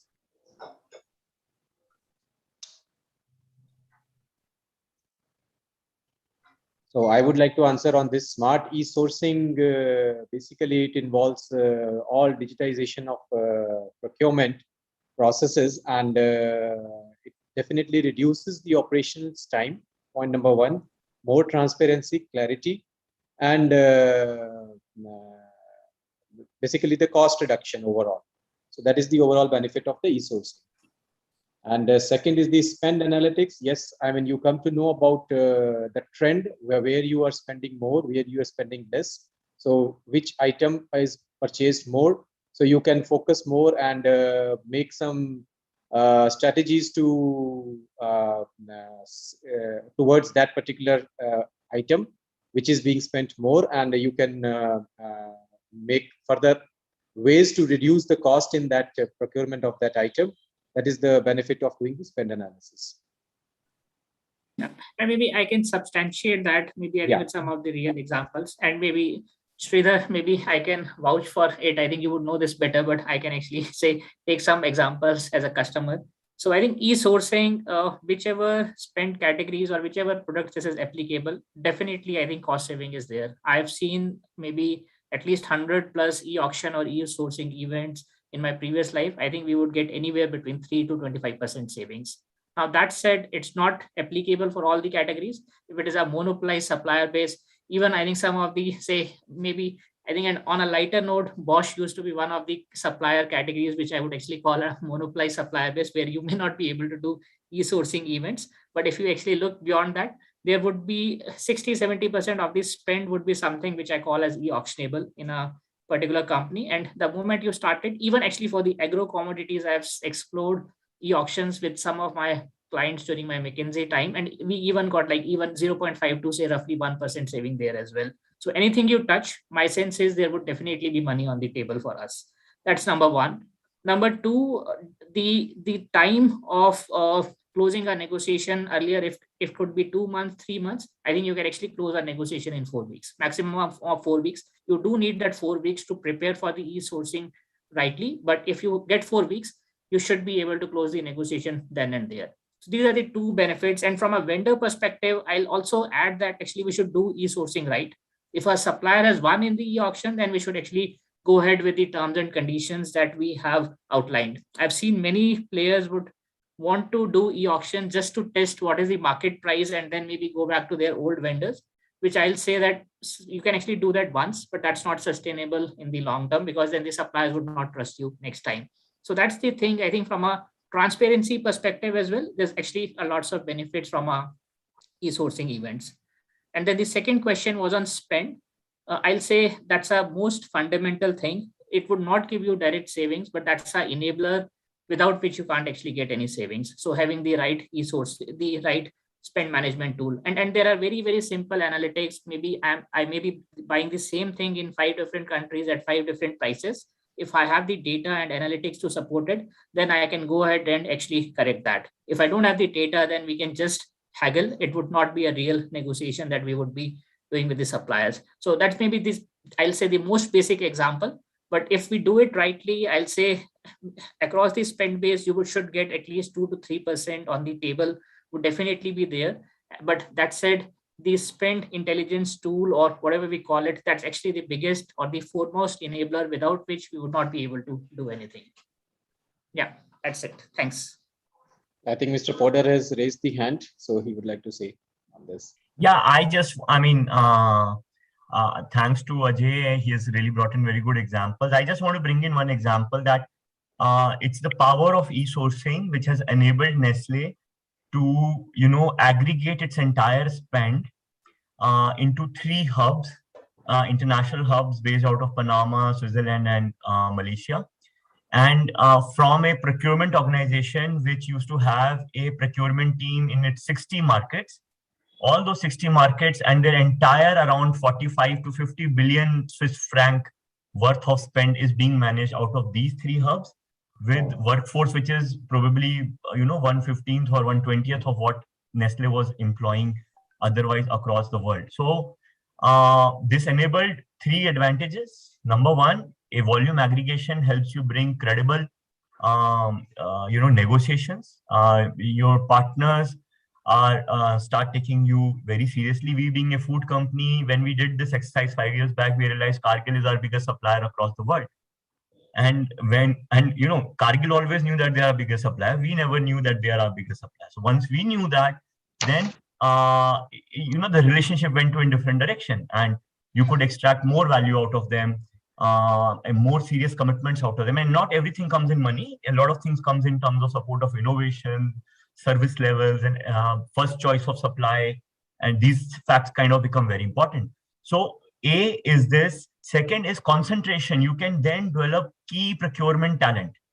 You don't require a starch and derivatives expert in every country. If you have 2-3 good guys who understand this market, who understand cocoa market, who understand oils market, and they give a direction to the whole global spend, it brings a much bigger leverage and benefits to the entire group across the globe. And of course, third, there were like tax benefits which you get out of restructuring your operations in this way. So e-sourcing is a tool which can actually provide you value in really unimaginable ways.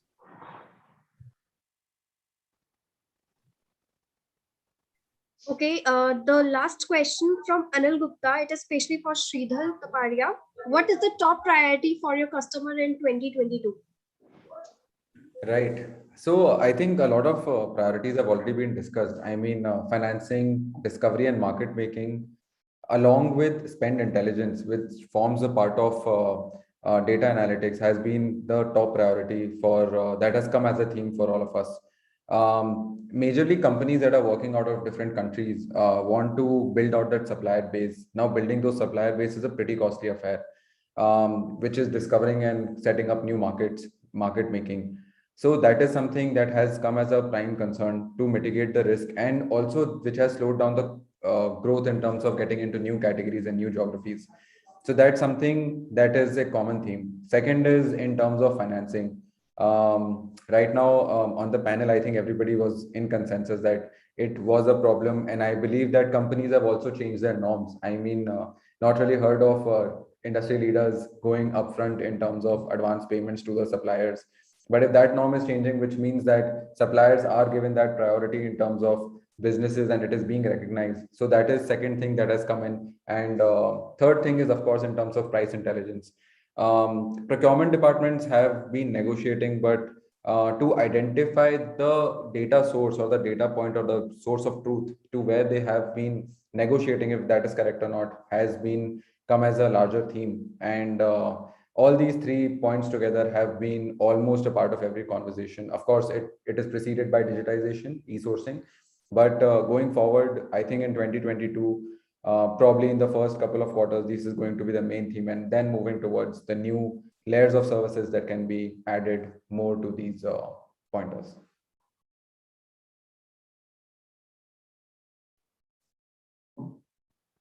Okay, that's only were the questions from the audience. So thank you, leaders, for sharing your thoughts. Now, before logging off for the session, I request all the panelists to smile so that we can take your smiling screenshot.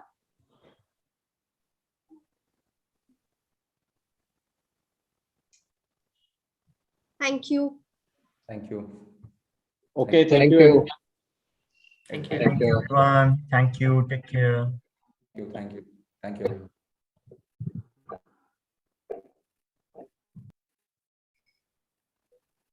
Moving further, we have another panel for the day, and the topic is accelerating procurement. Today, 150 plus CXOs and 350 plus attendees are watching this live on our website.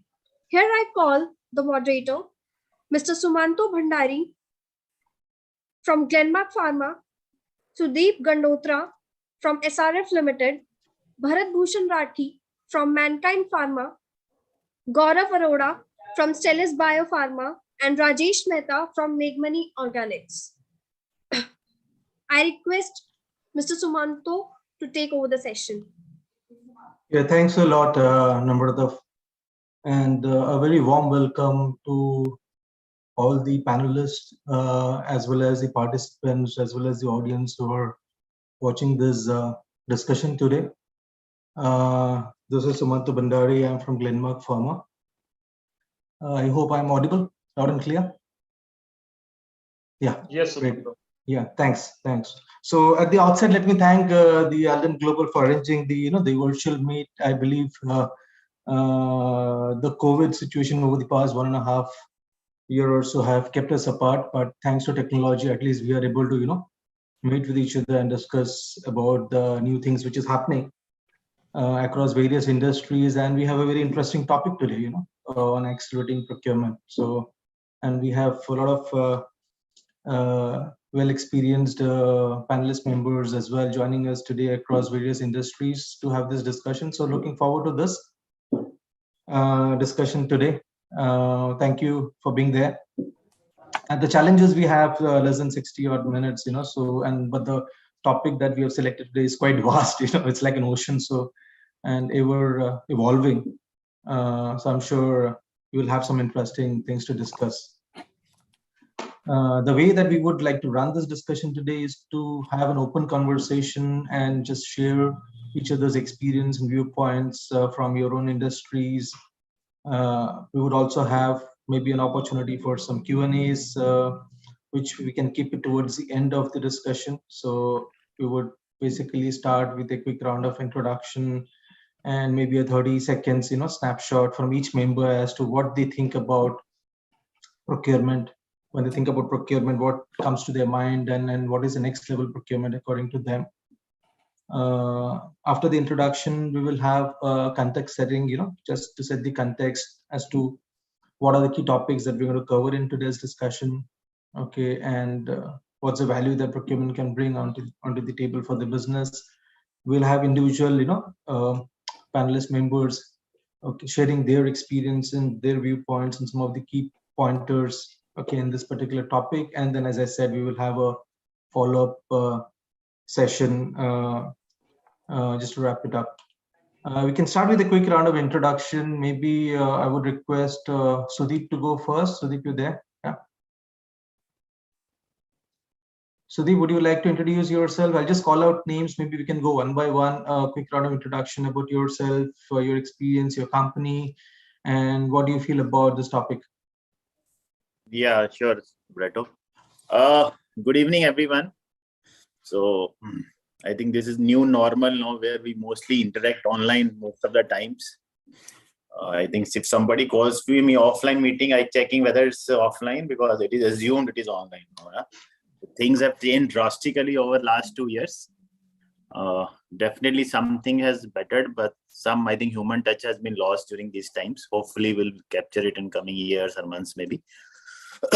So coming back to the original topic, the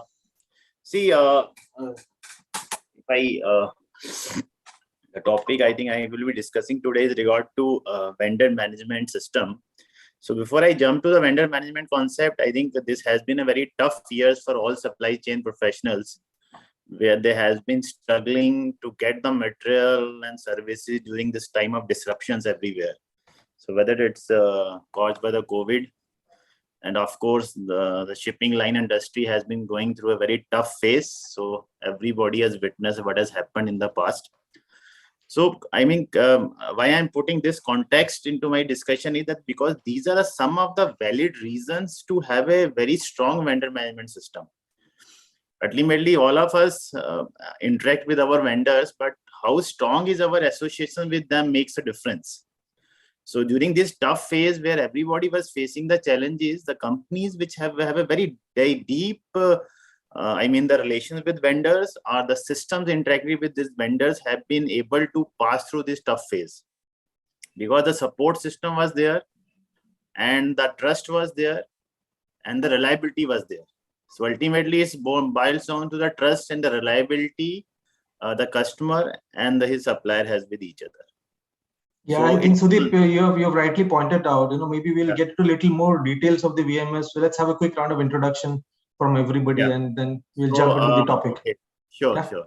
So myself, Sudeep Gandotra, I am basically Chief Manager Procurement in SRF.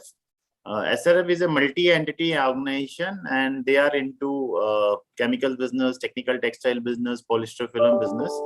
And we have presence across India. We're around 10 units in 10 plants in India. Then we have presence in Hungary, Thailand, in South Africa. So we are a multi-commodity, multi-entity, and multi-continent based organization with a turnover around $1.5 billion and an employee strength of nearly 8,000 people. So I am based in Indore, and I take care of 2 manufacturing plants supply chain here. And this is a little brief about my organization and about me. So, Asproto, you can hand over to the next gentleman, whoever it is. Yeah. Thanks, Sudeep, for the introduction. Bharat, would you like to go next? Yeah, no issues. Thanks, Sumantho. Thanks. And I really appreciate the organizers for choosing this topic, escalating procurement. So I got 15 years of work ex in supply chain, logistics, distribution, which is my core area. Right now, I'm associated with Mankind Pharma. This is from last 1.5 years. I am into pharma, and when I'm saying pharma, so after introduction of this pharma, I realized that healthcare and pharma are 2 different units. Okay, and I think Sumantho, you agree with me this that this formulation market is totally different, and it's an OTC kind of a thing. It's not an OTC. There are scheduled drugs and all, but still it's an OTC because there is no customer loyalty kind of a thing. And we will not be discussing about pandemics because now it's 2 years, and as Sudipta rightly said, now it's used to and it's a new normal. So we'll not be discussing that, but yes, after evolving of this, there is one change in the thought process, of promoters, of managements, of any business unit, wherein now we are not talking about cost, rather we are talking about the value addition that we guys are doing. Okay, because now it's a time perspective game, and I will love to share my ideas into this, and the team and esteemed panelists that they will be sharing that how they are adding value, and the procurement is no more a function of comparison of 3 codes and all. Now it's more of a business sense kind of a function. So and it's a time driven game. So just like money have their value, time value, just like procurements also have their time value. So you can buy glycerine at the rate of 50 rupees a kg, and now you can buy at the rate of 350 rupees a kg, and you are buying, and companies are still making profits. So it's something called a value addition game that we guys are doing. So thank you, Sudipta. Over to next gentleman. Yeah, thanks, Bharat. Gaurav, would you like to introduce yourself as well? Yeah, sure. Thanks, Sumantho, and good afternoon, everyone. myself, Gaurav Arora, as a heading the procurement part of Stelis Biopharma. We are into CDMO space for the biologics and microbial and cell culture mammalian based product, and we are promising and growing CDMO organization in biotechnology. Thank you, Sumanto, for involving me in this very exciting and very important topic of accelerating procurement, where I feel such kind of discussion and such kind of session would be required for the people who are more focused to have their strategic plans in terms of how the future of procurement will be. So basically, I see the benefit of this kind of session, this kind of thoughts to mitigate all kind of procurement risks and to break down the data silos, how data are important. We know that all the data are important to take decisions in the procurement. So this kind of acceleration and this objectives will give us the breakdown into the data silo. Third most important benefit which I could see is bring the underperforming supplier up to the speeds which are essential to your long-term 5-10 year strategic plans, and they should be performing some of your objectives. Fourth one is we need to avoid the all dark purchasing, as my Bharat, my colleague said. This is no more only three quotation, and also dark purchasing session where we don't have the earlier why they are buying, who is buying for what. So all kind of information which is earlier called as a dark purchasing is now going to be no more. So these are the four broader Sumanto benefits which I see from this topic. And as when we will go for the individual discussion, we will have more insight on that. Thank you. I think very rightly, thanks Gaurav. Very rightly, Gaurav, yourself and Bharat and Sandeep, they have Sudeep have picked up very critical and painful, I would say, aspects of procurement that we have been through, and kind of opened our eyes, during last couple of years. Gives us more visibility in terms of where we need to focus our energy on to create more value. I don't see Rajesh Mehta in the call today, but I think we can move on. And we have quite a lot of points as we to discuss today. Very interesting points. We're going to cover aspects of value creation, how procurement can bring more value on table for the business and partner with business in the growth. We would also cover a topic about how procurement is shifting the approach from the initial focus on cost minimization to a more broader value maximization concept. We would also talk about certain aspects of vendor management systems. We broadly touched upon few. I'm sure there is more to discuss in this area, how supplier relationship and partnership can help organizations achieve much bigger goals. We will also touch upon certain tactical aspects of procurement operations today, which is like vendor discounting, invoice discounting, mechanism, which is quite widely used in various industries. We will try to touch upon that. It's a very interesting concept, and quite a few professional players also working in this particular space, where offering this kind of a service holistically end to end, not just your vendors but distributors and end-to-end supply chain partners. We would also try to touch upon how digitization is picking up speed into procurement space. As we speak, a lot of new technologies are coming up, and a lot of learnings for procurement professionals in this space, and deployment as well. And we'll see how the thought process of the the CPOs are changing nowadays. How they are looking forward to integrating with business. So these are the pointers that we would cover. So maybe I'll pick up the first couple of pointers which talks about value realization and the and focusing on more maximizing the value. We already started off with some context setting from in the beginning of this session today, but as rightly pointed out by Gaurav, Bharat, and Sudeep, right? Procurement today plays a much bigger role, right, than it used to do 30-40 years back. Yeah, I do remember, so 20 years back it was purely, follow the norms of getting multiple quotes and negotiate, get the best price, and then move on, right? But today procurement is involved into key business decisions, Okay, and happy to share that no longer procurement works in silos. They're partnering with business in terms of supporting them in the business decisions. In fact, business heads themselves, they look forward to, okay, working very closely with procurement and supply chain and seek guidance and strategic inputs, from procurement when it comes to the business continuity or P&L improvement, be it quality improvement or compliance. Okay, obviously innovation and sustainability are the very key factors where procurement plays a very big role. And also in terms of certain critical decisions like mergers, acquisitions, and growth. So procurement is playing a very significant role end to end in the business and have a lot to offer, much more beyond cost.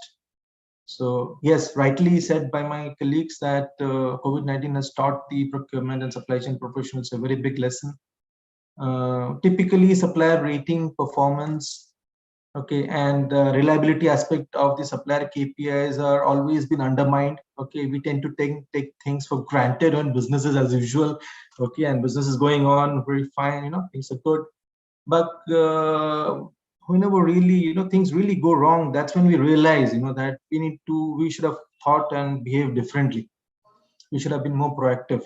And I think that's the biggest lesson that at least I believe that we have learned from the pandemic, which has led to major disruptions across multiple industries, supply chain disruptions, stoppage of operations, okay, dearth of resource, okay, and then we realized that when suppliers were not able to supply us materials and services on time, that's when we realized, are we dealing with the right kind of supply base?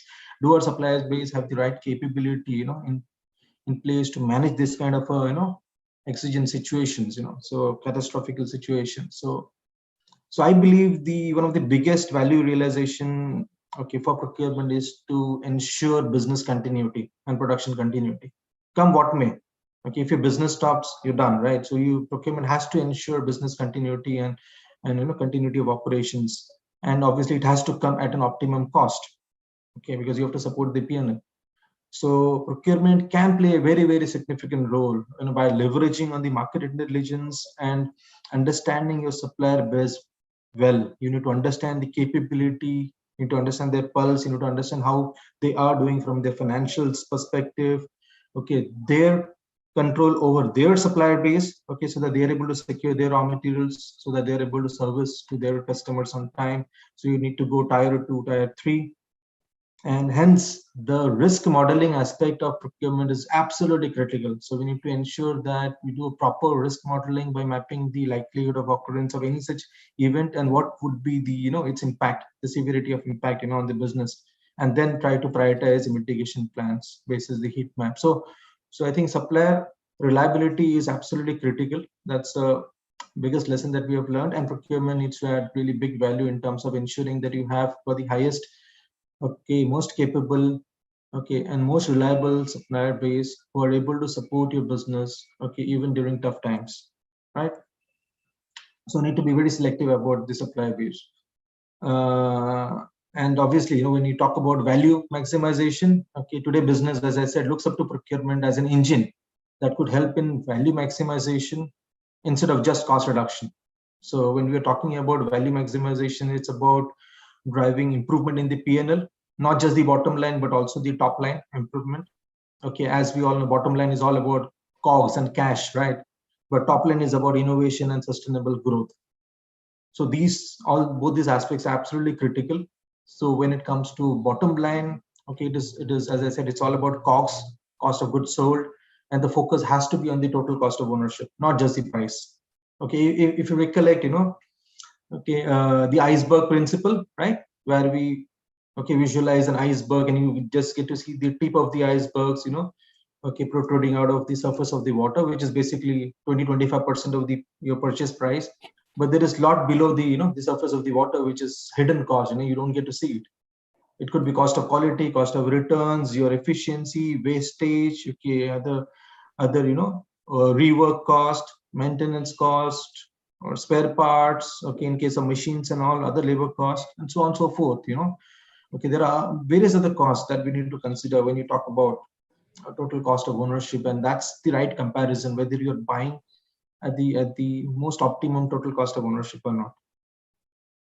And when it comes to top line, Okay, it's about innovation, it's about speed to market and sustainable growth. So procurement plays a huge role in terms of supporting the business in driving innovation and new product launches and ensuring that you get whatever is needed in terms of innovation within budget at the right time. So to help the business to stay ahead of the curve.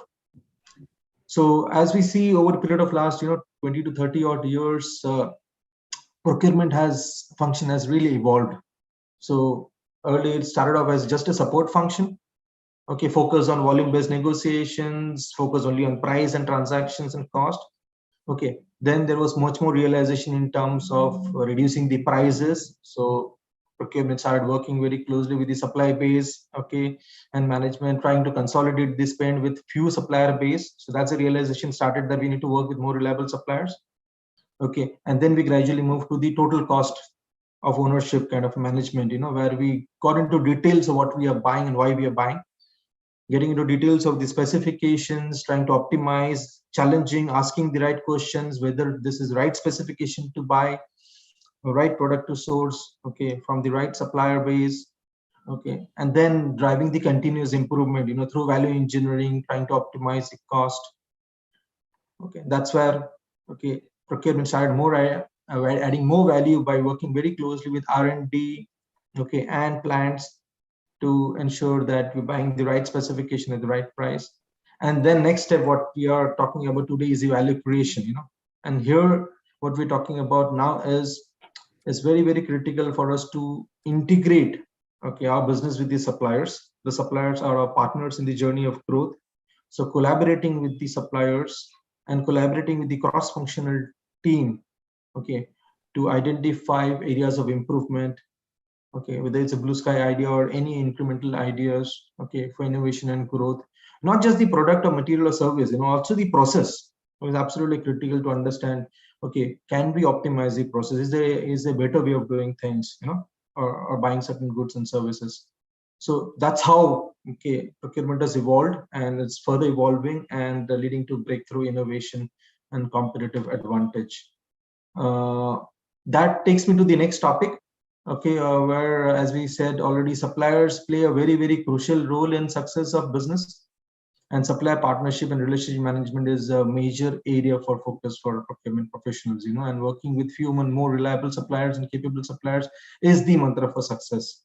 I would like to invite, request Sudeep to again share his view. You did talk about the good vendor management practices. Would you like to go a little more into deeper and share your thoughts on that? Yeah, thank you, Subrato. It was nice hearing you and your views. I think these are even more relevant in current times. So they were relevant, but I think their relevance has gone multifold in current times. So as you have rightly mentioned, see, the relationship with vendor is something I think all of us need to put much more efforts and much more time also at the same time. We have experienced over last 2-3 years the challenges we have faced in getting our production lines running uninterruptedly. Very tough times, I would say, and it was not at all easy. Pressures were huge, and I think only those succeeded who had a very strong supply chain. And your vendor is the pillar of your strong supply chain. So if we go with this mantra, I think this will help us not only grow where we are today, but even strengthen our supply chain in coming years. Ultimately, I mean that so much disruptions we have globally, the shipping lines were taking so much time to bring the goods. So who have developed a very strong vendor relationship were the ones who were able to sail through. And that can only happen once we have that strong trust and reliability with our vendors. And another very important aspect I would like to touch here is the product development or a joint association with your vendors where you collaborate. Basically, the right word is to collaborate with your vendors to have the reliability of their supplies, of their quality, and of their service. So, in fact, if I talk of specifically my industry, there are a lot of products which are very essential for our lines to run. And wherever we have done this collaboration with suppliers who were maybe nearer to us, we were able to manage without any disruption, because the level of their commitment was absolutely great. So where the supplier feels that their customer is also a partner or a collaborator, I think their level of commitment goes multifold. So that is some benefit we should derive from this association. Another aspect of vendor management is equally the technical aspect, basically. When I say technically, it could be with respect to the product development. It could be with respect to the interface vis-a-vis the documentation part. So in some association, we do like normally the practice is that any supplier supplies something, the goods will come, you need to assess the good, do a qualitative check again. So we went one step ahead. We send our team to the supplier, make them so strong that why I need to check somebody's quality. Let the supplier give me a quality which I trust first time. So we basically try to cut multifold people sitting in the chain and delaying the whole process, and went back to my supplier site and make them so strong in their quality system that they deliver us first time right product.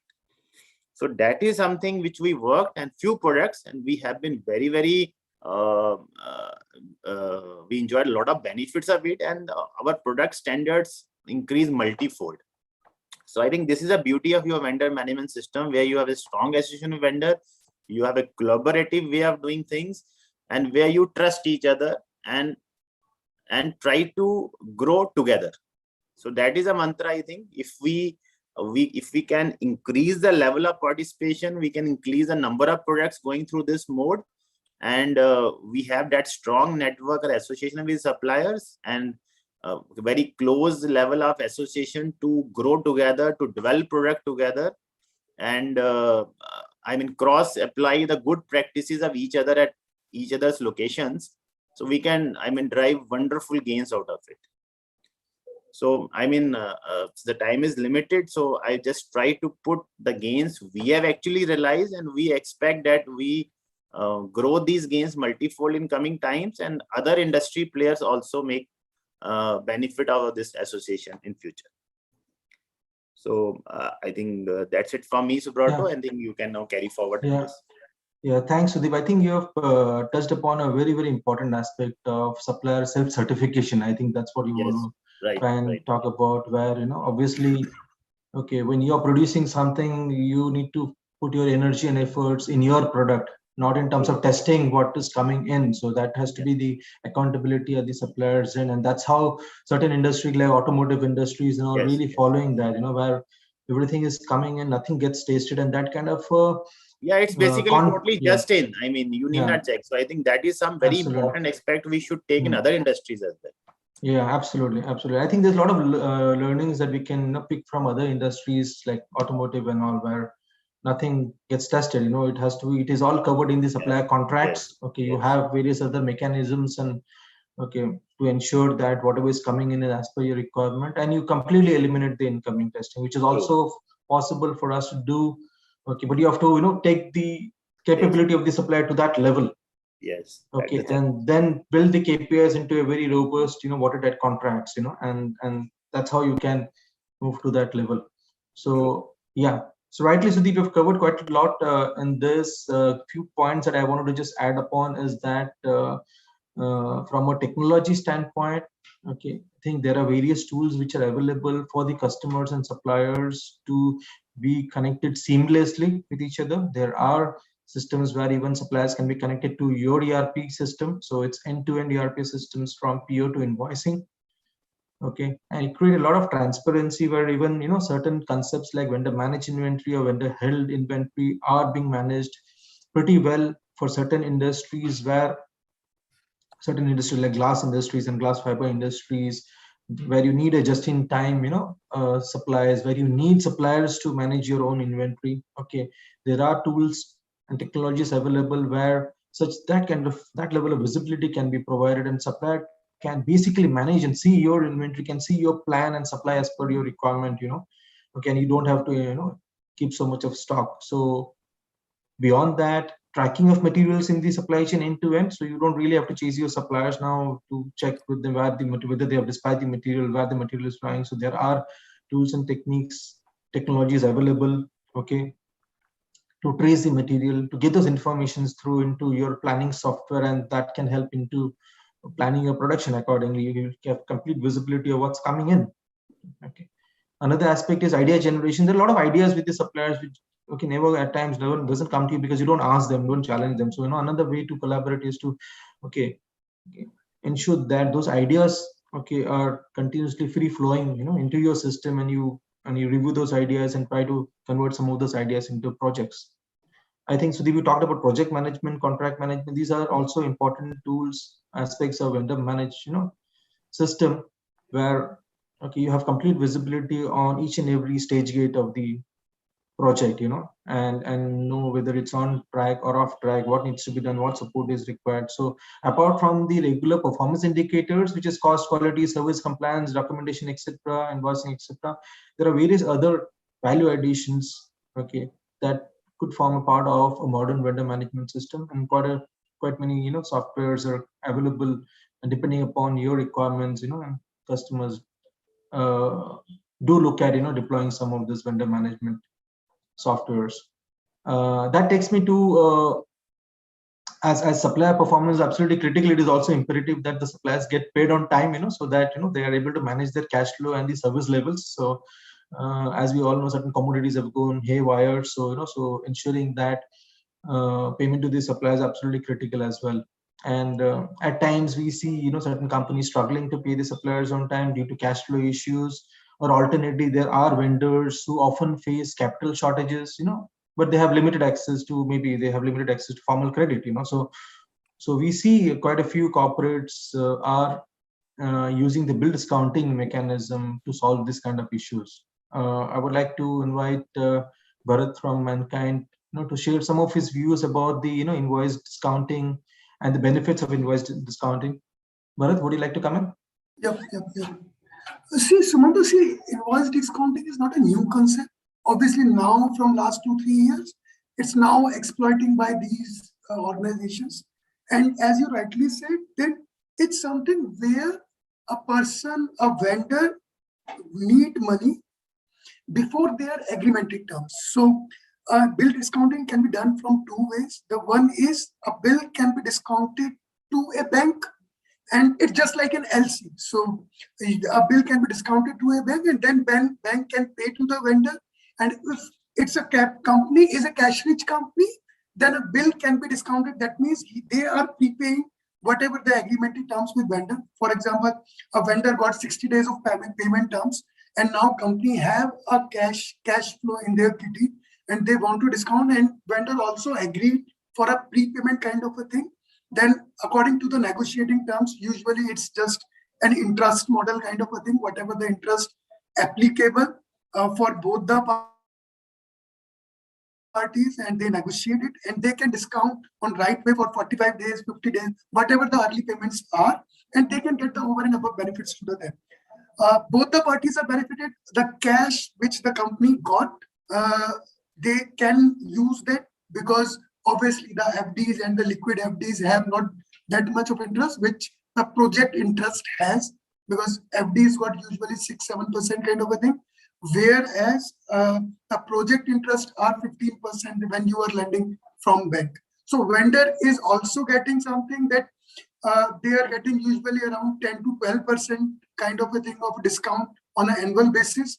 So it's a win-win situation for both the parties. And it also caters to the vendor trust on the company. That means if a company has the authority and his company is keen for a bill discounting, that means their balance sheets are too good.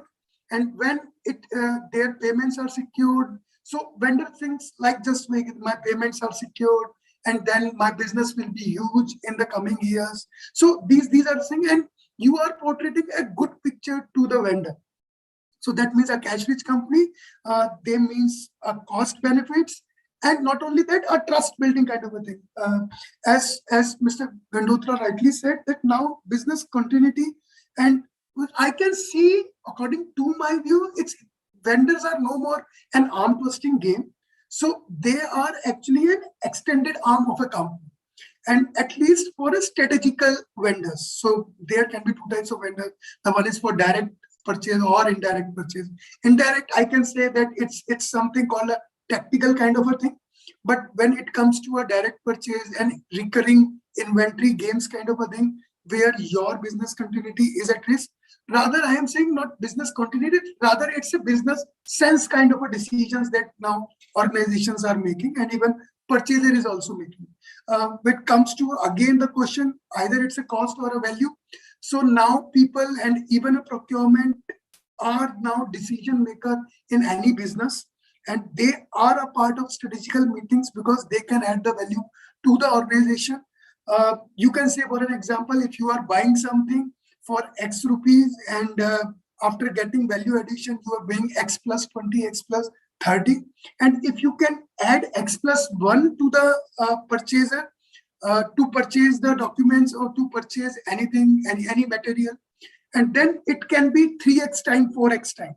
So you can also suggest to the business, we are charging certain premium for this product, but then the value of this product in the market will be 2x, 3x kind of a thing. So again, it's a business decisions, and yes, value discounting is one of the business decisions that now our purchaser is making for the organization, for the benefit of the organization.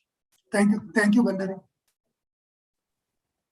Yeah, Bharat, I think you rightly pointed out, so this has been going on, for quite some time. In fact, I have myself in my previous organizations, almost 10, 15 years back, have practiced this and worked really well in certain cases. Okay, it creates a lot of transparency and trust. It gives that visibility to the suppliers.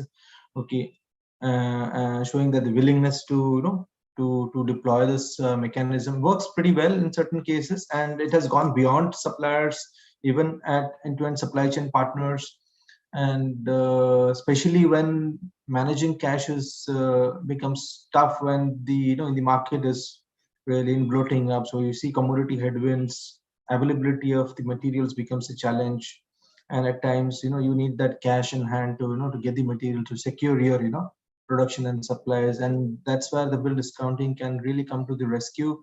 Okay, and helps both the partners, as you rightly said. Okay, in terms of securing your cash flows, okay, and as well as securing the production and the service level. So that's an interesting topic. Yeah, thanks Bharat, for your views on this. And I think that brings us to the next topic, very interesting again, on the new technologies and the digital procurement space. So yeah, as I said, procurement has been ever evolving. There are new technologies coming up every now and then, and people working on it. There are certain core technologies that are the mainstay in procurement that are going to stay, whether the ERP and the latest versions of the contract management piece, the e-sourcing, e-auctions, and spend analytics, and other supplier suppliers risk management and the sourcing. What do you call technologies which is available with various service providers now. But I think the industry is moving to the next level, okay, of digitization and various new concepts coming in. I would like to, okay, invite Gaurav here. Gaurav, would you like to come in and share your views, okay, on the technological piece, as well as something about your own industry, how technology is creating a new edge, okay, for procurement and a business as a whole. Right. Thanks, Sumanthu. And yes, it's a very interesting topic, because uh, we see from the recent part and the new normal scenario that normal situation are not going to be more viable for the business to have the business continuity in place. I will answer, Sumanthu, this means in terms of this question is term of two parts rather than one is technology, where I am not only focusing on the tools or the digitalization part. Rather than that, there is a first part which I would like to cover is technology means something which we need to see as a P2P cycle, because different companies may have kind of different objectives, their different business styles, their territories, their process. So I would suggest to go in terms of all the companies wherever we are thinking to accelerate fit for future policies. We should look for our P2P process once again. And there might be possibility in many companies which is observed, there might be possibility that there are some changes are required in terms of your process, because it's not every company is not having same kind of business scenario. So this is the first step, which is should be adoptive in terms of the future. If we have done decades back, it would be good to have go through once again, so that your P2P process may give you one kind of idea that wherever you require the new modernization of technology, wherever you want to remove the silos in terms of the processes, remove the silos in terms of the SLAs, remove the silos in terms of the your turnaround time. So this is one of the basic which is we need to revisit again. I think this is where we are. Some companies are missing the basics points, and it's a year on year. Everybody is following those processes which are uh, in terms of orthodox and not in the current scenario. Second one, when we say about the technologies where digitization, as you said, is going to be very important role, and there are so many partner and business partner and companies who are going to provide such kind of platforms, such kind of tools where you can do your procurement in efficient manner. You can reduce a lot of turnaround time. You can have a kind of good SLAs in terms of deliveries. You can mitigate all your risk. There is one portal called risk management, which is one of the tool which is most of the procurement companies are hiring, and they are covering whether it is either single dependency source risk, whether it is a geographical risk, whether it's kind of failure to supply with your customers, whether it is kind of any delays, penalties. So all kind of risks which are involved to the business, and where procurement and supply chain team can take a initial action to mitigate those risks. These are the portals which are available in the market, where you can align your all businesses, your business needs, and you can nominate the person, and then your stocks are responsible to provide those kind of risk mitigation plans. Another tool is which is mainly for P2P process again, where they use like earlier Sumanto has addressed, whether customer-based supplier relation management-based portals where they can see your demand, whether they can plan your orders in advance, and then they do the deliveries according to your schedules. So there is a better transparency tool which is called as a SRM platforms, which are most of the companies are now doing with the help of AI and other digitization forms. And its best part is your almost all the ERP, either SAP or Oracle, are synchronized, and then they can synchronize their portal as well. So this is one of the digitization portal which is available in the market. Another one which already we have touched upon is the contract management. Then again tool you can create the contract, the smart contracts, which are basically blockchain based. Once you have done the contract in the system, the next time whenever the users are raising the requirements in the system, those PR can be directly co-linked to the contracts, and then contracts get automatically converted to the PO. PO directly goes to the vendor site, and then vendor site also linked with your SAP. So those are the blockchains which are already working, and it's already implemented in many places, in many companies.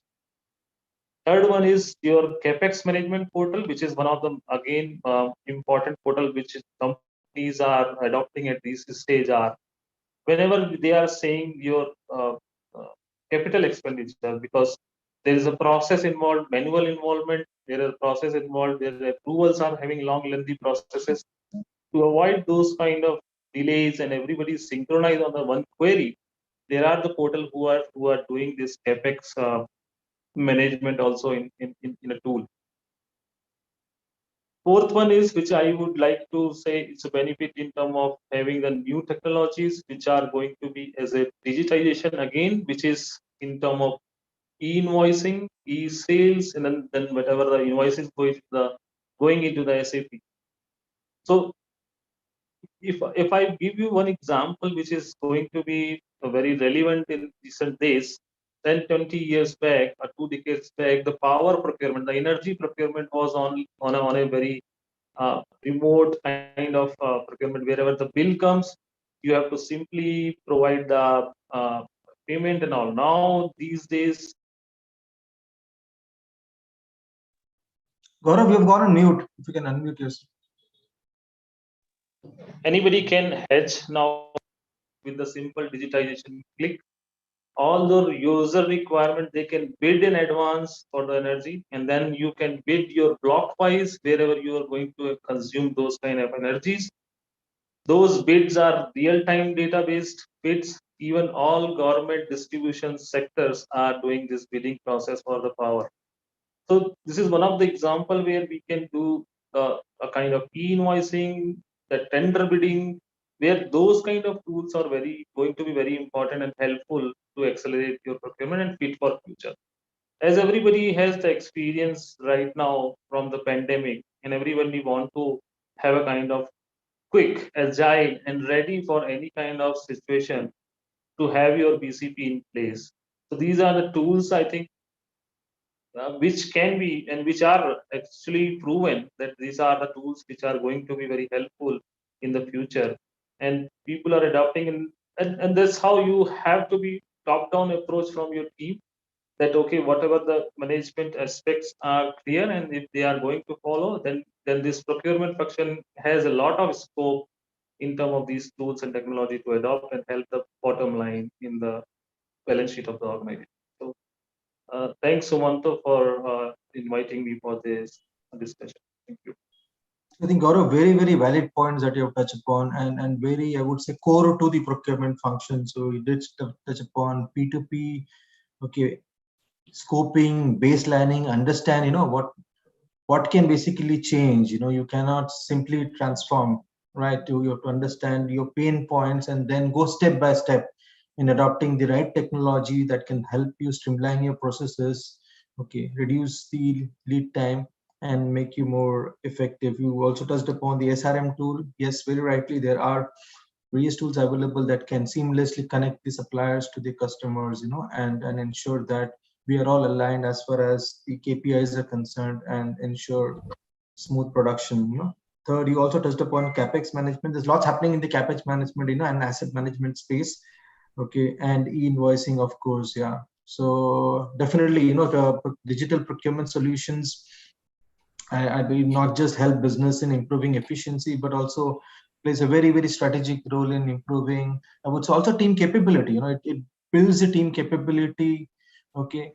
It creates more transparency. It builds, you talk about agile, right? It builds agility into your system. It helps accelerate innovation by bringing those new ideas in.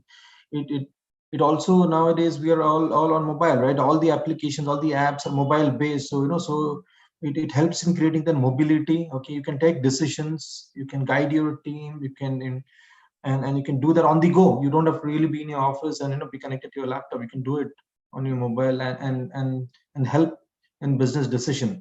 So very important topics that you touched upon is P2P automation. I think it can really help save significant amount of man hours and improve the efficiency level and reduce overall lead time. There are a lot of outsourcing activities that procurement also do in terms of those mundane regular activities, right? And a lot of activities can always be automated with help from artificial intelligence or robotic process automation, like the PO creation, PO communication to the suppliers, okay, following up with the suppliers for acknowledgement of the POs, getting the advance shipping notification from the suppliers, okay, putting into the planning system, okay, checking the invoices, okay, whether it's the material or service or freight invoices, ledger balance review, supplier payments, dispute invoices, quality, and so on and so forth. There's everything that can be really automated. The transactional activities can surely be outsourced and automated. Okay, vendor portal is a good platform which is very, very user friendly. It provides very user friendly dashboards to give you a complete holistic view of what the current status is of your goods and services, of your POs and the PRs and the open quality issues and so on and so forth. And this really would help the category buyers to focus their energy on the market making, the market knowledge, supply relationship, bringing outside innovation in, focusing on contract negotiation and so on and so forth, and then not getting distracted by the day-to-day activities which can be kind of outsourced and automated. So a lot of e-sourcing tools are also available. Contract lifecycle management you touched upon is absolutely critical to monitor the contractual compliance and obligation and claims. And artificial intelligence is playing a very, very critical role in managing, in tracking your capex and your assets, in terms of their quality, their performance, the shelf life, okay, and so on and so forth. So very interesting topics that we touched upon today. I think we just have 10 minutes. We'll try and see if just to add on this, what Gaurav has told us. Yeah, Bharat. See, obviously there are certain benefits, and this is something a ERP or a solution for an organization specific. But more than that, because all the purchasers are always in a scrutiny that whether it's a right purchase or not, whether it's a biased or not. So when you are into such platforms, so it gives you a discontinuation of a human intervention. Why I'm saying so? Because see, there are employees and employees are churning in an organization, and whenever there is a conversation, those are on mails. So there are platforms in vendor portals only, whatever vendor portal you name can. So the interchange of information should also be on those portals only. So that whenever a person is going, whenever a person is moving out from an organization, detaching himself from an organization, there is a central repository where anyone can refer after 3 years, 4 years, 5 years, 6 years. So this also plays an important role for creating your own repositories of all whatever the five years back the purchase is, with the purchase history, the conversation history. So these tools actually benefits while you are doing your 3 years, 4 years scenario building of another 3-4 years kind of a thing, future. So my point for this, that's it. No, absolutely. I think very important point. And I think even blockchain is coming to our rescue in this, can really help in terms of ensuring that those informations in the supply chain does not get altered. Whatever information is available at that particular moment, remains there, so that you can come back and always check those information. So yeah, so things are evolving in this particular space. I'm sure we will get to hear more on this area of digitization and robotic process automation, artificial intelligence and blockchain and so on and so forth. Let's try and see if we have any questions from the participants, Akriti or Namrata. Anybody want to throw any questions at the panel? We're happy to take those. I think we just have another less than 10 minutes left. Yeah. Yes, we do have questions from audience as well. So I'm just taking up the questions.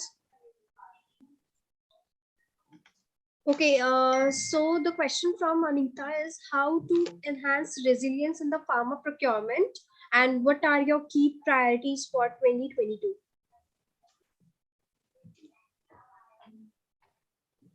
Yeah, anybody wants to pick that up? Yeah.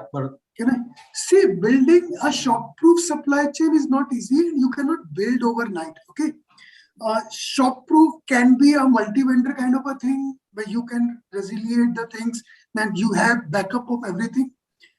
Backup of everything comes with a cost. So one thing you need to agree on this, that what exactly business wants at particular time. So is this the cost that you are looking for, or is it a value or a continuity or a business sense that an organization is looking for? And there is no thumb rule, and no one can say this is right and this is wrong. These are completely a decision, business making decisions that a company can take. More than that, company should be more futuristic. It should not be that it's a reactive kind of approach, that now there is a crude price increase, then only we can see what is the hedging or not. You should be proactive enough, just like Gaurav told in our previous discussion, wherein there should be a hedging kind of a thing. Okay, so for rate procurements, there are hedging if it's related to petroleum, commodities, and kind of a thing. So these are small things that you are adding upon. There is no curry that it suits to on every organization or in every industry. So it's different for different ball games, and decision need to be taken based on that particular movement. So that's it. Yeah, thanks, Bharat. I think good important point, and also the risk factor, comes in play. How do you really manage the risk of your supply base? Not just the supplier risk, but also the country risks. And the COVID pandemic has given us a lot of learnings in this particular area. So, how do you ensure that your supply chain is more resilient? Okay, so one of the aspect is to ensure you do a thorough assessment of your supplier base. Okay, and ensure that you have the right backups in place. Okay, and just to ensure that you have production and service continuity, during such scenarios. Namrata, any more questions? Happy No, to take a few there more. are no more questions. Yeah. So Okay. thank you all the leaders for adding value to this forum with the insightful discussion. And before logging off the session, I request all the leaders to smile so that we can take a smiling screenshot.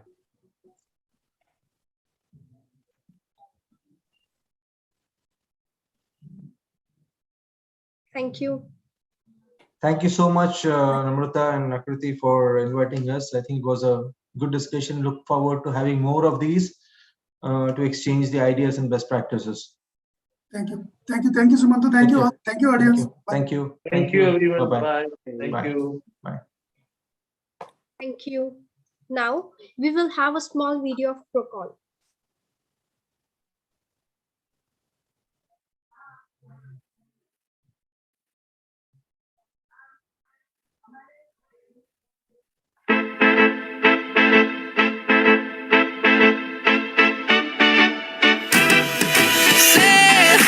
Nothing can break us, no way.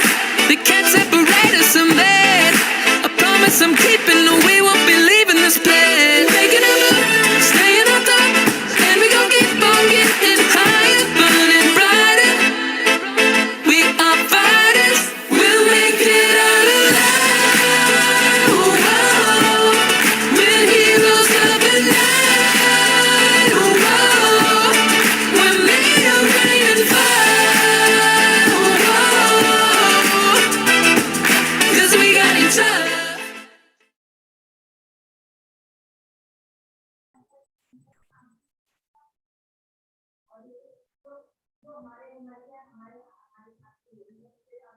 Now, moving further, we have third panel for the day.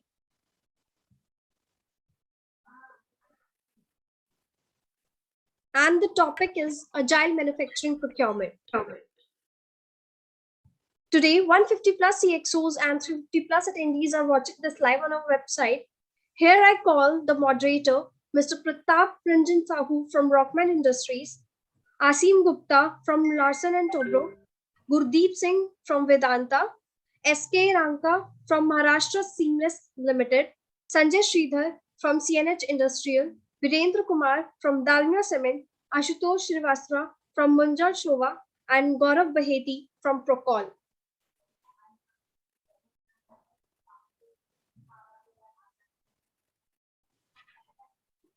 Pratap, you can start the discussion.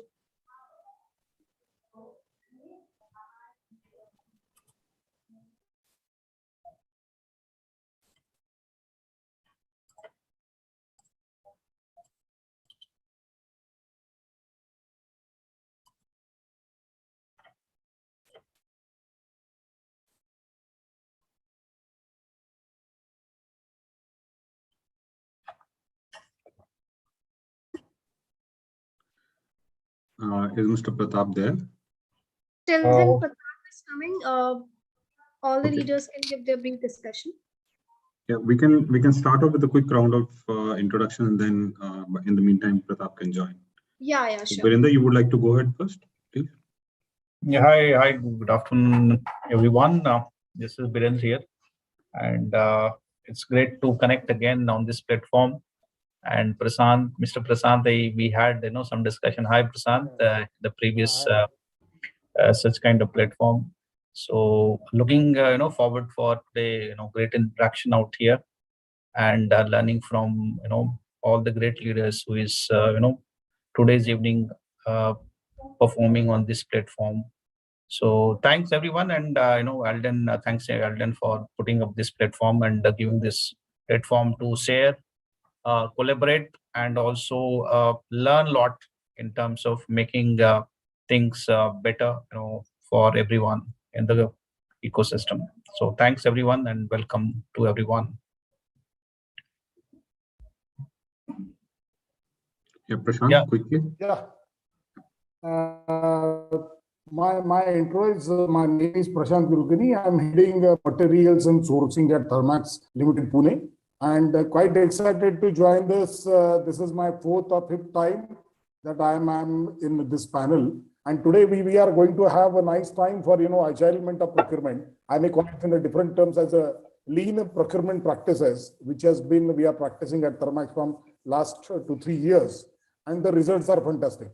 I'm very much excited in the panel and ready to, get the role on that. Thank you. Great. Gaurav, next, please. Hey, hi, I'm Gaurav. I started a company called Procall about 3 years ago, 3.5 years ago now. We're a team of 50 plus people based out here in Delhi and Mumbai. We are a solution provider of digital procurement, enabling companies to run their procurement functions end-to-end digitally. And we are now serving over 50 plus large enterprises in India and scaling aggressively in India and Asian subcontinent. That's about myself. I've previously worked at companies like Google and Zomato in the US and came back to start this company to change procurement in India. Great to have you, Gaurav. Sanjay, please. Thank you, Gurdeep. Hi, this is Sanjay, and I'm Head and Director Purchasing CNH Industrial India, looking after purchasing for India, and recently started taking care of the responsibility for China and ANZ region as well. And thank you, Elton, for inviting. And this is the topic where we are going to have the discussion, is the most demanded, I would say, and the most burning issue what we have as an industry. And I am sure with the experts here on the platform, definitely we will be having some more learnings today. Thank you. Yeah, Pratap, in your absence, we started off with the introduction, so maybe you may want to go next, and then then maybe next is Gaurav Arora over there. That's really good. My apologies joining late. I got my link misplaced somewhere. Thank you very much. Myself, Pratap Sahu. I worked as with Rockman Industries as a Chief Procurement Officer. Before joining Rockman, I worked with Tata Motors, GE, then Urban Merita, then Uniparts for last 2 decades in various roles, supply chains. And I think this agile procurement is very close to everyone, and we have learned a lot in the last 2 years. The pandemic just made the necessity more. So it's what I think. Looking forward to hear everybody here and learn from everybody's experience and sharing the views. Thanks a lot. Mr. S.K. Ranka, you would like to go next quickly?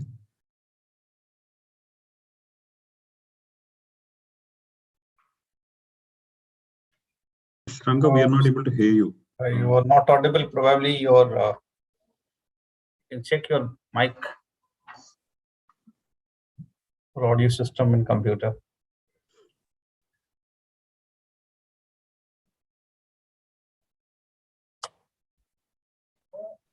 It's working now? Yeah. Yes, Mr. Ranka. Yes.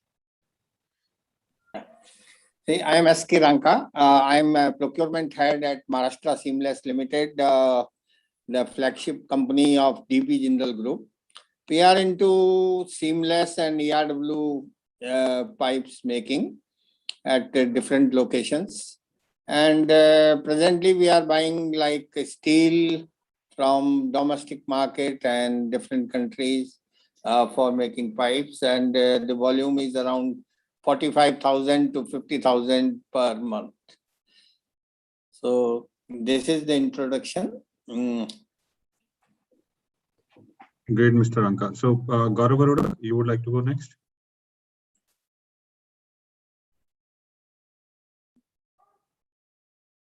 Sandeep?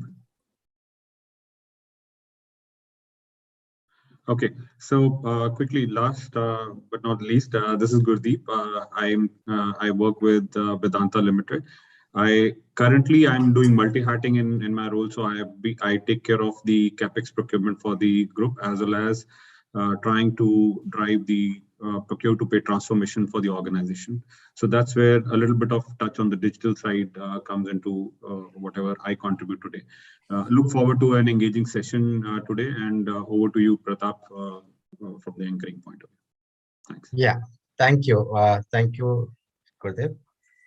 I think we have planned it how to go about it. Just a little brief about today's topic, agile manufacturing procurement.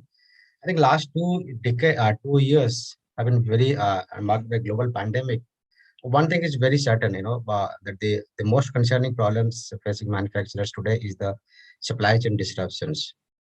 When starting with the scarcity of the basic components, you have seen like chips shortage and electronic parts shortage, raw material shortage, many things happening, and that's because of the global restrictions, tariff wars, shipping delays have driven inventories down to the lowest level in the decades, and that is affecting most of the companies.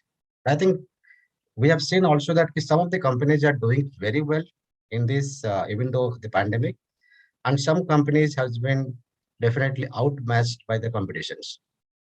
I think what the point here is that what is exactly thriving these manufacturers apart from the others. It is the ability to make the quick pivot to the maximize procurement supply chain agility.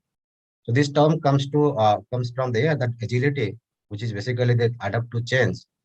And today we would definitely talk about more and like to hear from all of us, everybody here, what is this agility or adapt to change, and how it is getting more and more gaining the importance and the criticality in the today's manufacturing sector.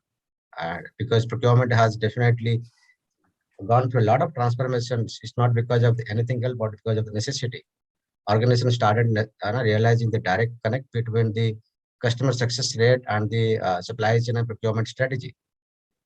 And there has been many examples in recent time where even the companies are having great product, just great customer base, but they fail to deliver, not having a great supply chain strategy or the team around it. So with this, I would like to pick it the topic like why. Instead of talking about how, let's start with the why. Why this the agility is needed. I would request Mr. Sanjay Sridhar to talk more about why this necessity coming up, why it is the need of the time. Sanjay, over to you. Thank you, Pratap. And very well, you started with the point, and which is the basic issue, and you touched upon a couple of the things which I would like to start from there only. So if we see from a global environment perspective, today we see three major issues from the business point of view. One is pandemic, which we are facing since last almost 2 years now. So that is one challenge what we have in front of us.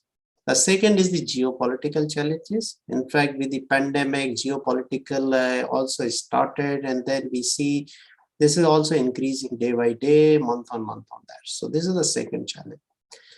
Third opportunity where we have challenge, that is growth story. We talk about the India, or we talk about the international, globally. So growth story is there, but that is getting challenged as well. And now the perspective is changing. And if I take the points what Pratap talked about, there are a couple of major issues which disrupted everywhere. So like if you take the semiconductor.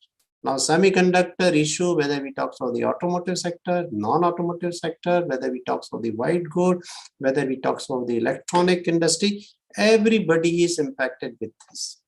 And it is not, in fact, we were not very much aware. We were not aware how the semiconductor is getting manufactured or produced, but I think most of the people who are in the supply chain and business, they know how many countries are involved, how many steps are there, and how many players are there, and what is the overall industry environment there. So semiconductor came in as a major issue. Then, so this is one of the example as a component shortage. This has started impacting us. Then recently, in last couple of months, we also heard the Blue Sky program, what China has started. They say we have the pollution issues, we are going to control the energy, we are going to control the output, especially category like foundries or the minings, and suddenly we saw a lot of impact came on. So global issues impacting us in India, right? So these are the two things. Third, inflation. With this also, since the growth is there, challenges are there, and it is not the challenge is there at the same time with every country or with the every region. It keep on shifting. So inflation also came up very, very fast and usually which we never thought. So that kind of inflation, third challenge. For the logistic challenge, I think everybody knows the Suez Canal issue, where suddenly one vessel got stuck and then looks like the whole world was stopping at that time, right? So these are the challenges, and what Pratap was bringing point, what are the challenges? These are the challenges. These are a couple of the examples which are pushing us to think differently in the current supply chain system. And I think the time is to be agile. So earlier what used to, there was a very simple story that you need to focus on the cost, you need to focus on the speed, which is basically, and you need to focus on the time. And that's how we used to go for the global supply chain model. So you can source a component globally, you are very well connected, but with these challenges, whether we talk about the pandemic or whether we talk about the geopolitical, now time is to re-strategize ourselves. The time is to re-strategize from the globalization to the regionalization, or we can say localization. That's a new approach where we need to work end-to-end risk assessment. Always we should have a plan B in the place. So I think these are a couple of things which are bringing a different kind of a perspective, and that's why we need to think what we need to do differently from the supply chain point of view. And in fact, if we talk about the business model, the company CEOs or the MDs, always they used to talk about, you must have the customer, you must have the demand creation model, and you should have the product positioning. That's how business was running. But now things have changed. Now supply chain is competing. How efficient, how effective, how agile supply chain you have, your business will be performing. So now supply chain is becoming a center point. And I would also like to add over here that MSME in India, because they are contributing a lot in Indian industry, not only from the domestic point of view, also from the export point of view. And MSME needs to play a very, very important role at this juncture. When we talk about the bringing the components back to the local, I think MSME needs to take a bigger role on that. They should come up. Like when we talk about the startups, there are huge opportunity for this industry. And there is also equal responsibility with the OEMs, with the customer, that they should do the hand-holding with the MSME sector to support them, to enable them so they can take this new business model and we will be more agile from the supply chain point of view.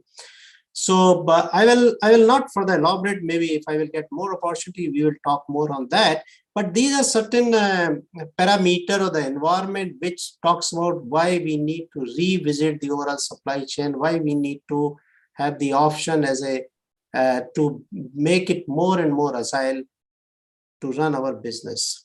Over to you, Pratap. Thank you. Thank you. Thank you so much, Sanjay. I mean, it was really great.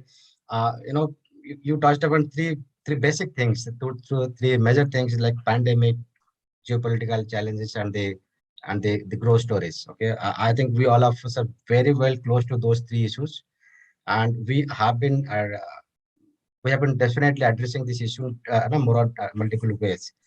If we say that one line that if these are the volatile and uncertainty are the new normal, probably the new normal way of doing it is the agility, bringing agility to supply chains. So with that, I think the major thing is also coming up. How do we do that? I mean, what are the challenges coming up, or the industry is facing to really adapting to this change? It's everybody knows that it is the agility is required, but how do we do that? Ashutosh, I'll request Ashutosh Srivastava, if he's there, can throw some light about what are the normal challenges faced by today's manufacturing companies to adopt this kind of agility in supply chain. Yeah, thank you, Pratapji. I take this opportunity to thank all the panelists. And as very rightly said, the supply chain has become very, very, you can say, today you know you have a one demand, other thing, next day you have next. So in this agility period, when we say this in this post-pandemic, because agile, if we go by word, it says how swiftly or how quickly we can change ourselves and how we can convert so quickly to new model. So in converting from one model to another model, the flexibility is very much required.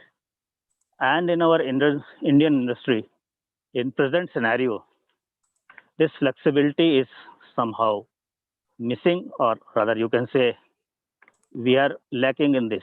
So we need to have this flexibility, which is a very big challenge as of now.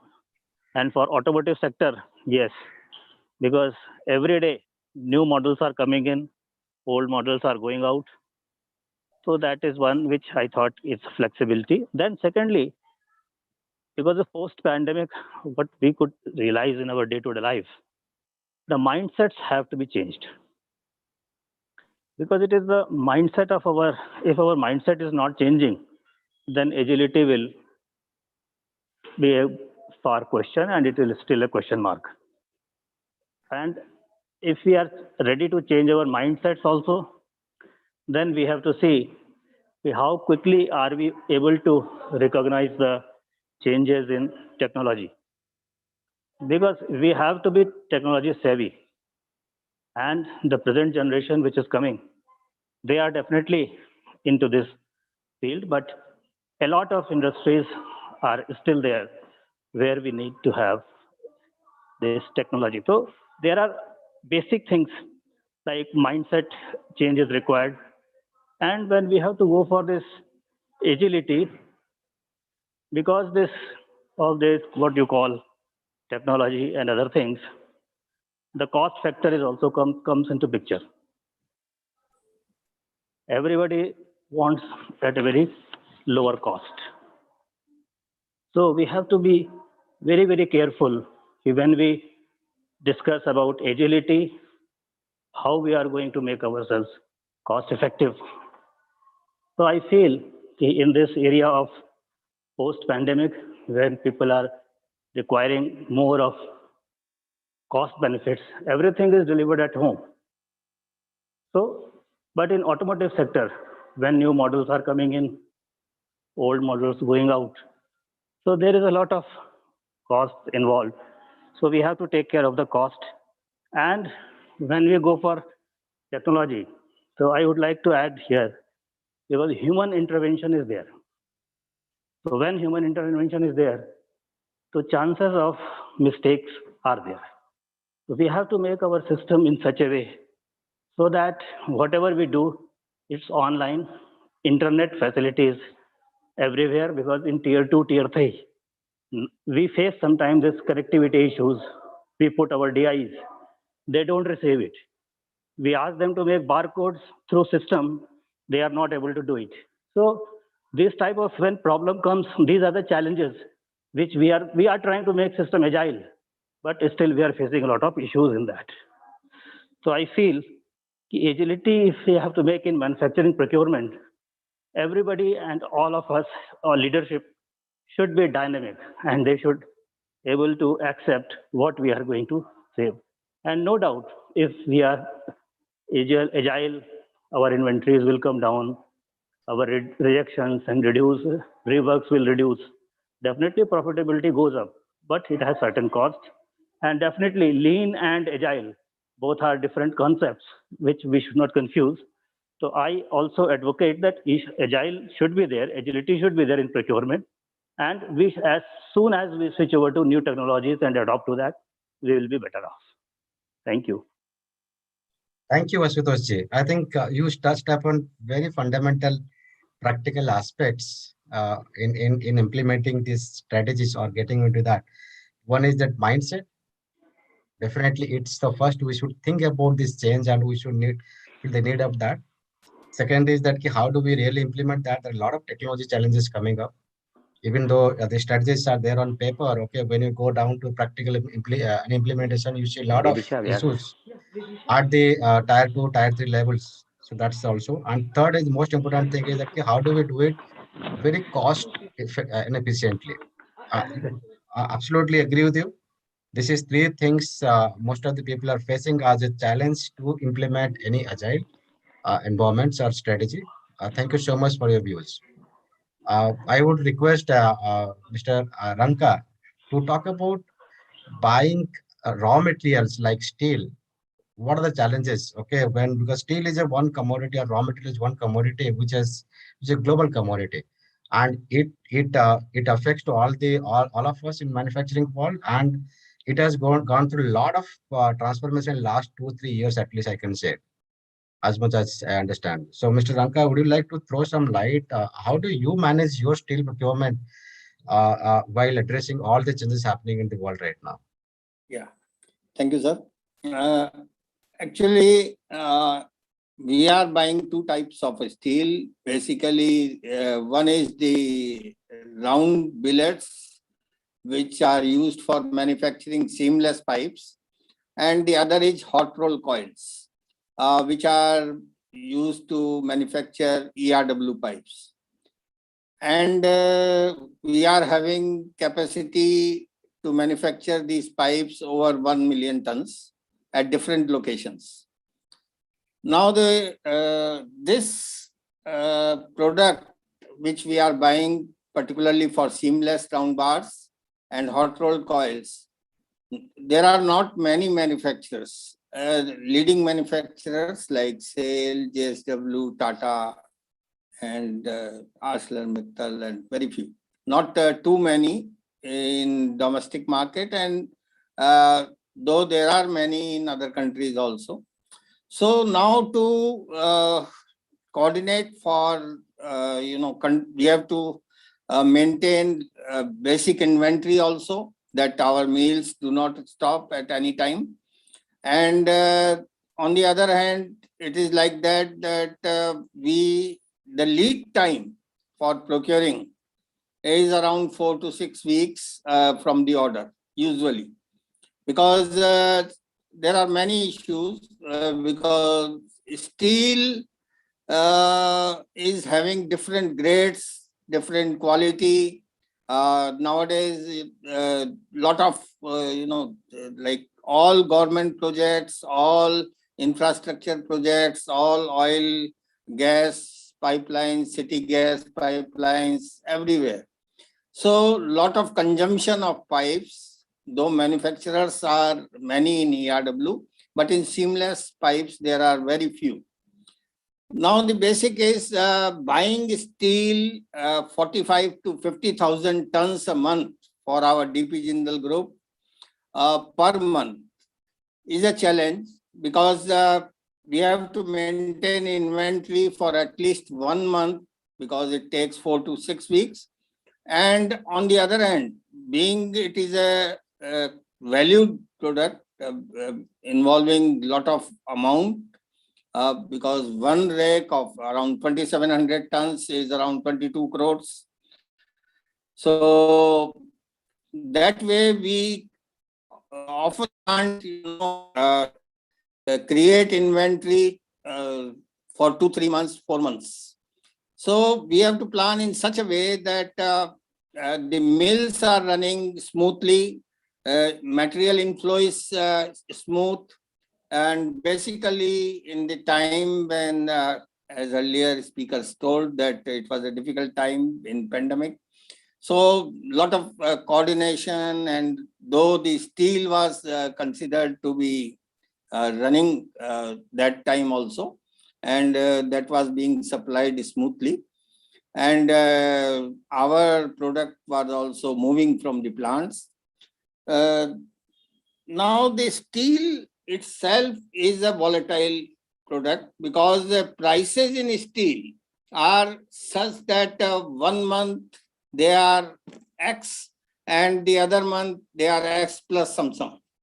and the another third month they have to take back the increase. So like that, if you maintain lot of inventory, it is a problem. And the thing should be moving at all times. Because once you buy, the pipe should also move simultaneously. Otherwise, the inventory which you are keeping may either get increased or may have to be sold at lower price. So that is the difficulty. And the plants, supplying plants, they have also different customers. They also have pricing effect, because some plants, some suppliers have prices based on the day of dispatch. They charge the price, and sometimes they fix the orders, because there are a lot of grades, API grades, non-API grades, higher valued items like high alloy steel, non-alloy steel, like that.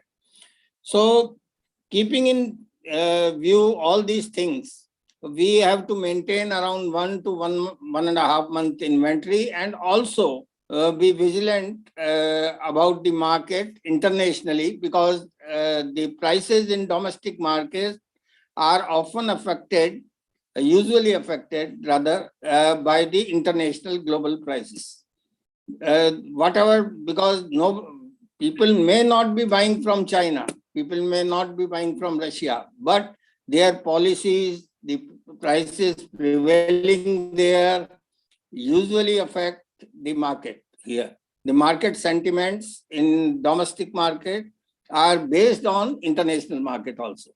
So that way we have to keep a balance for imports. Whenever we get the opportunity, we book the steel from there, so that after 3 months, because usually in imports it takes around 2 to 3 months to reach the material. So we book, means we keep a balance, that we buy globally also, we buy from domestic market also. With shorter deliveries, we go for domestic market. And most of, basically 60 to 70, 80% is usually from domestic market only, because nowadays capacities in India are also increasing, and the suppliers are also being in quick supplies, and also coordinating well with the buyers, because this is a specific product, and the buyers are very specific, and producers of steel are also specific. So that way, but in all this chain, this supply chain is very critical for us. Means we have to be rather, very agile in procurement, keeping in view that we have to keep the study of the market. We have to keep the vigil on the inventory. We have to keep the eye on freights, international freights, which for imports, and where we are exporting also, we have to see the freight, because the pricing of our product has to be based on how we will be able to procure.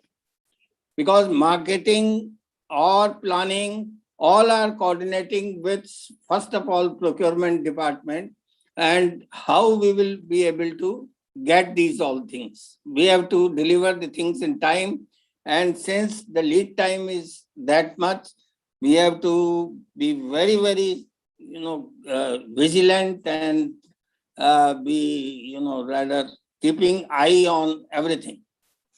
So we have to be, nowadays, when things are changing very fast, like technology is changing, so our plants are also getting new technology.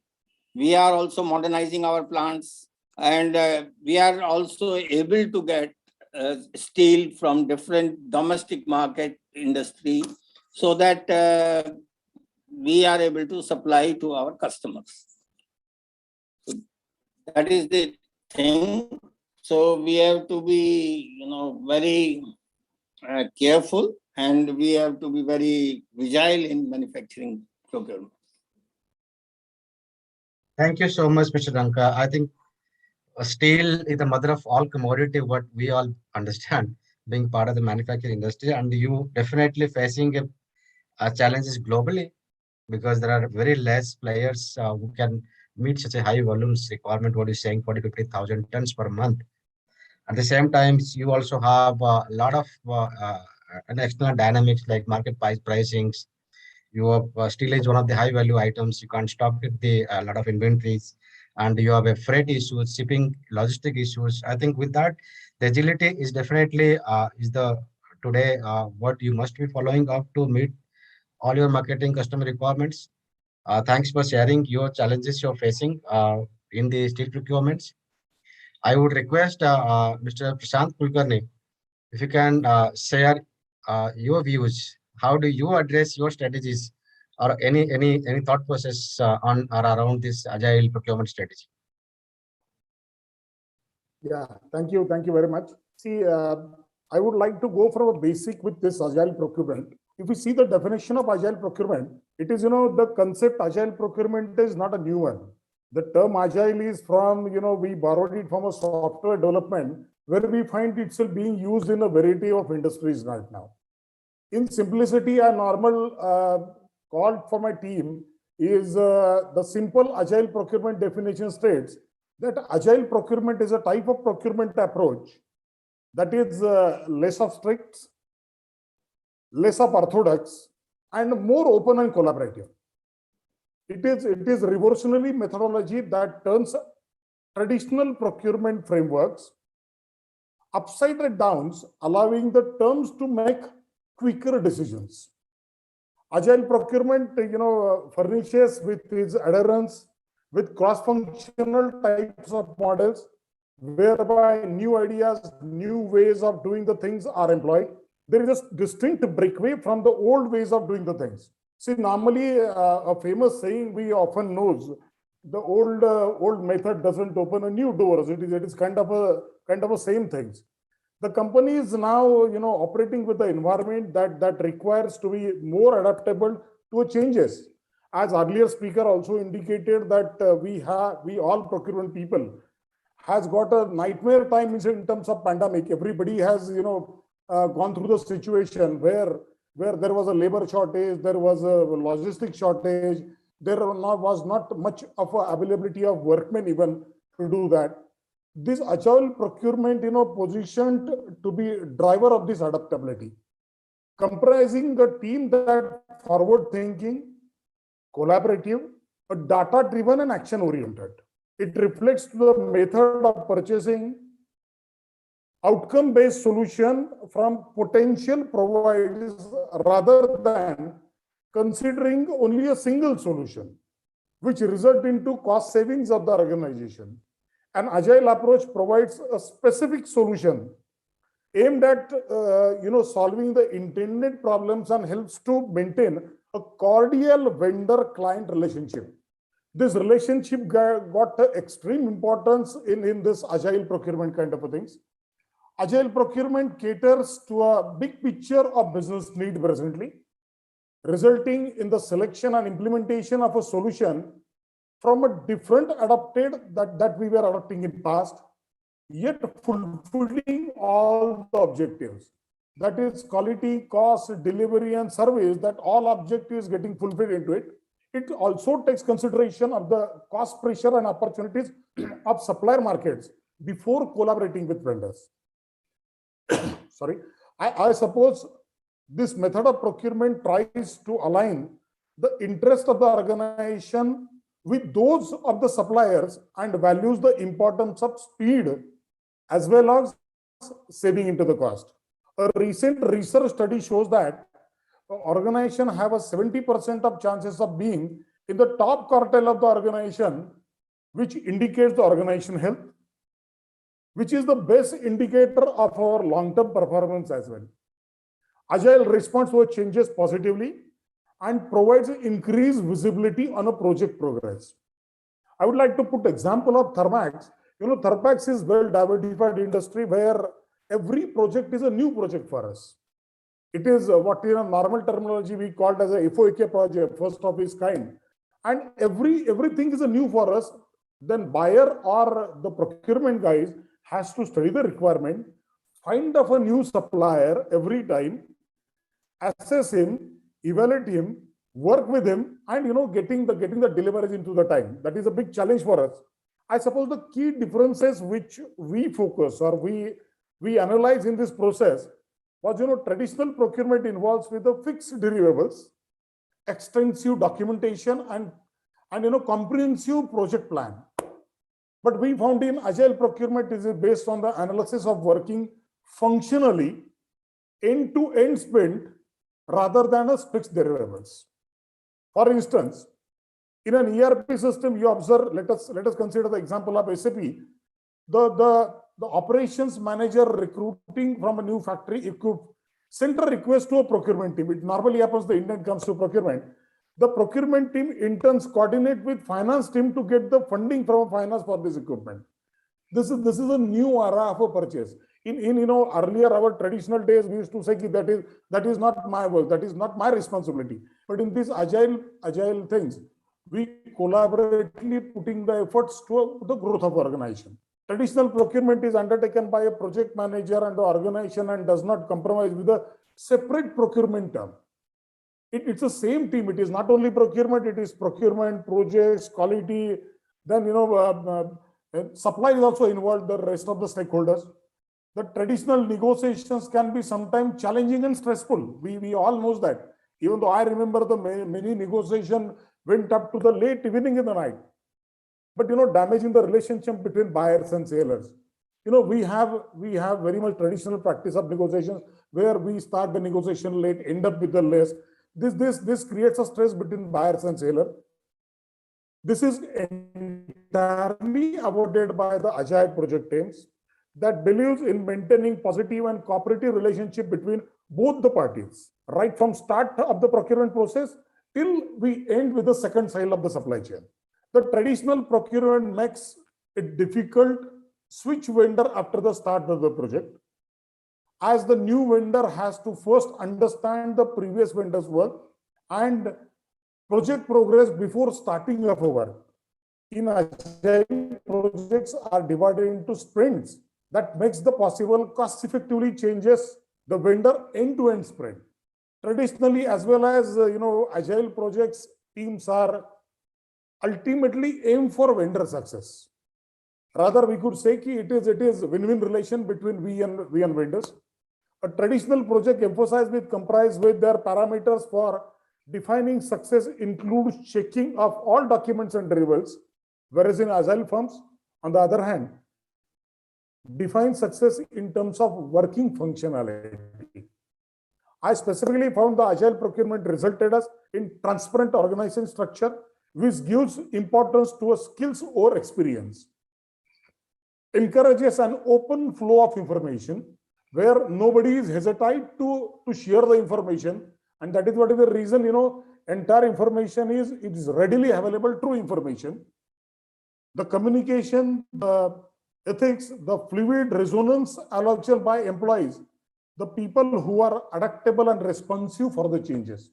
See, normal we have a human tendency to say no to any changes or start, but in this process which has been required that we must be flexible to adapt the changes. Multiple factors are taken into consideration while operating with an agile environment, as first size fit all solution is no longer be suitable in this fast changing world. Some of the factors are project conditioning and organization risk appetite, and contract pricing as well. Nevertheless, to say on that remains constant with the traditional as well as an agile organization is on focused customer collaboration over contract negotiation. Companies that has been successful scale up agile has major changes in their business as they better able to compensate changing condition and priorities to develop adhesive solution and avoid crisis frequency hit on a traditional organization hierarchies. Now somebody has pointed out with lean as a practitioner for lean and Six Sigma black belt. I can very much conversant with this procurement initiative with the lean concept. The procurement teams in a manufacturing industry can become more agile by focusing on such, that is being one collaborative within the department and over the departments in the organization, gathering more and factual out how to use this delivered results, adopting a more action-oriented approach for procurement, developing an agile procurement strategy within the industry has a lot to do with adopting the type of mindsets. Procurement teams must learn to act quickly, focus on big picture, and develop ways to use the data to deliver results that extend the beyond cutting cost. Up till now, we were only weighted with the cutting of cost, but this is something different for that. Adopting the right approach and mindset to procurement teams in the industry can also become more agile by making use of technology. That may be normal ERP technology, or nowadays, some kind of IoT kind of testing, tracking of vehicle kind of testing. So we must be enough conversant to use the technology that enables them to better monitor their supply chain and gather data that can turn into a result.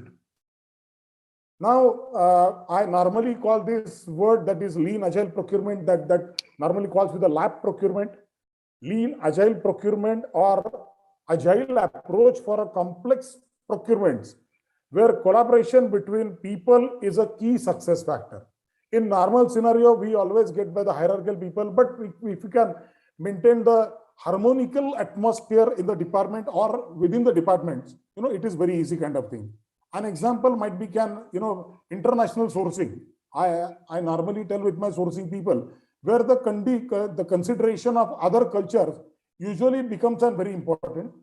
It is totally new and breaks existing rule into a disruptive of way. I normally get into strategize with the 5 different goals of it.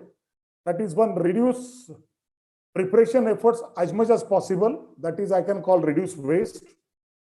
For that reason, we have a innovative technology of making red contracts, where we find the standardization of items are there, where entire efforts of my buyer, sending RFQs, inviting quotations, making comparatives has been saved if we enter in a red contract kind of things. Time to market should be improved drastically, that is days instead of months, so that delivering business outcome starts very earlier. No custom proposals, many or one-page preferred structure, so that creation and comparison multiple proposals can be easily possible. And focus lay on evolution of partner too, that is focusing on soft and hard skill. We normally focus on soft and hard skill because I personally find many problems can be sorted out with harmony of relations. That is my take. Thank you very much. I agree. Thank you so much. Thank you so much, Mr. Prashant. You touched upon so many points, so many basic things, and I think a lot of learnings. I could pick up one most critical points you spoke about is the collaborative approach, which was like earlier, it was a project team was doing the procurement. Correct. Now, I think what we are saying is the whole company is doing that activity, or in fact, the team who's taking care of the whole company. Absolutely. Quality, delivery, cost, project deliveries, everything is taken care of the procurement team as a whole. So fantastic thought, a fantastic way to look at this agile procurement.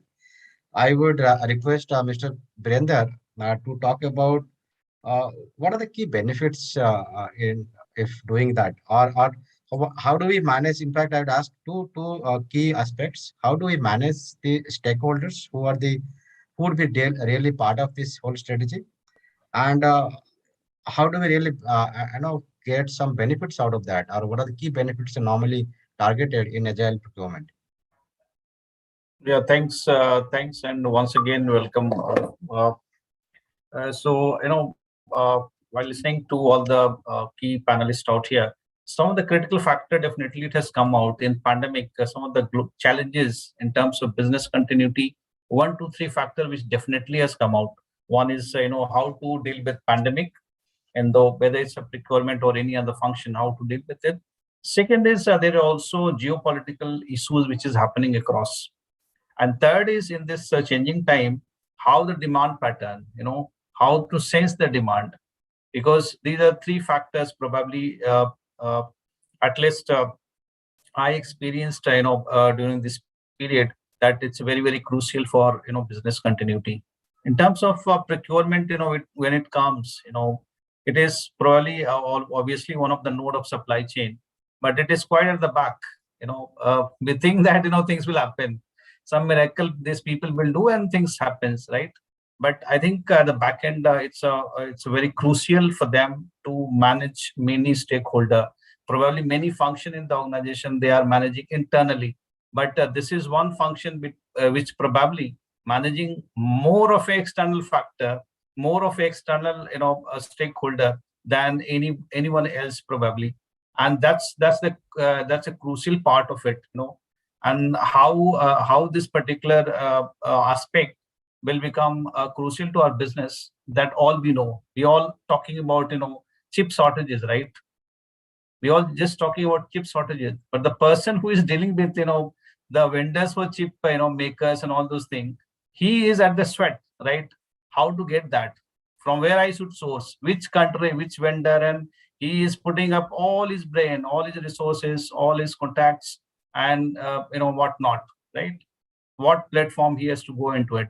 So I think it's very important to understand that stakeholder management for procurement is a very important aspect.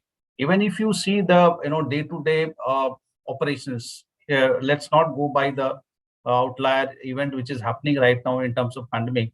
Even if you go by the normal operations, when we do a normal purchase, it's a regular procurement also, we had to do a lot of processing, right?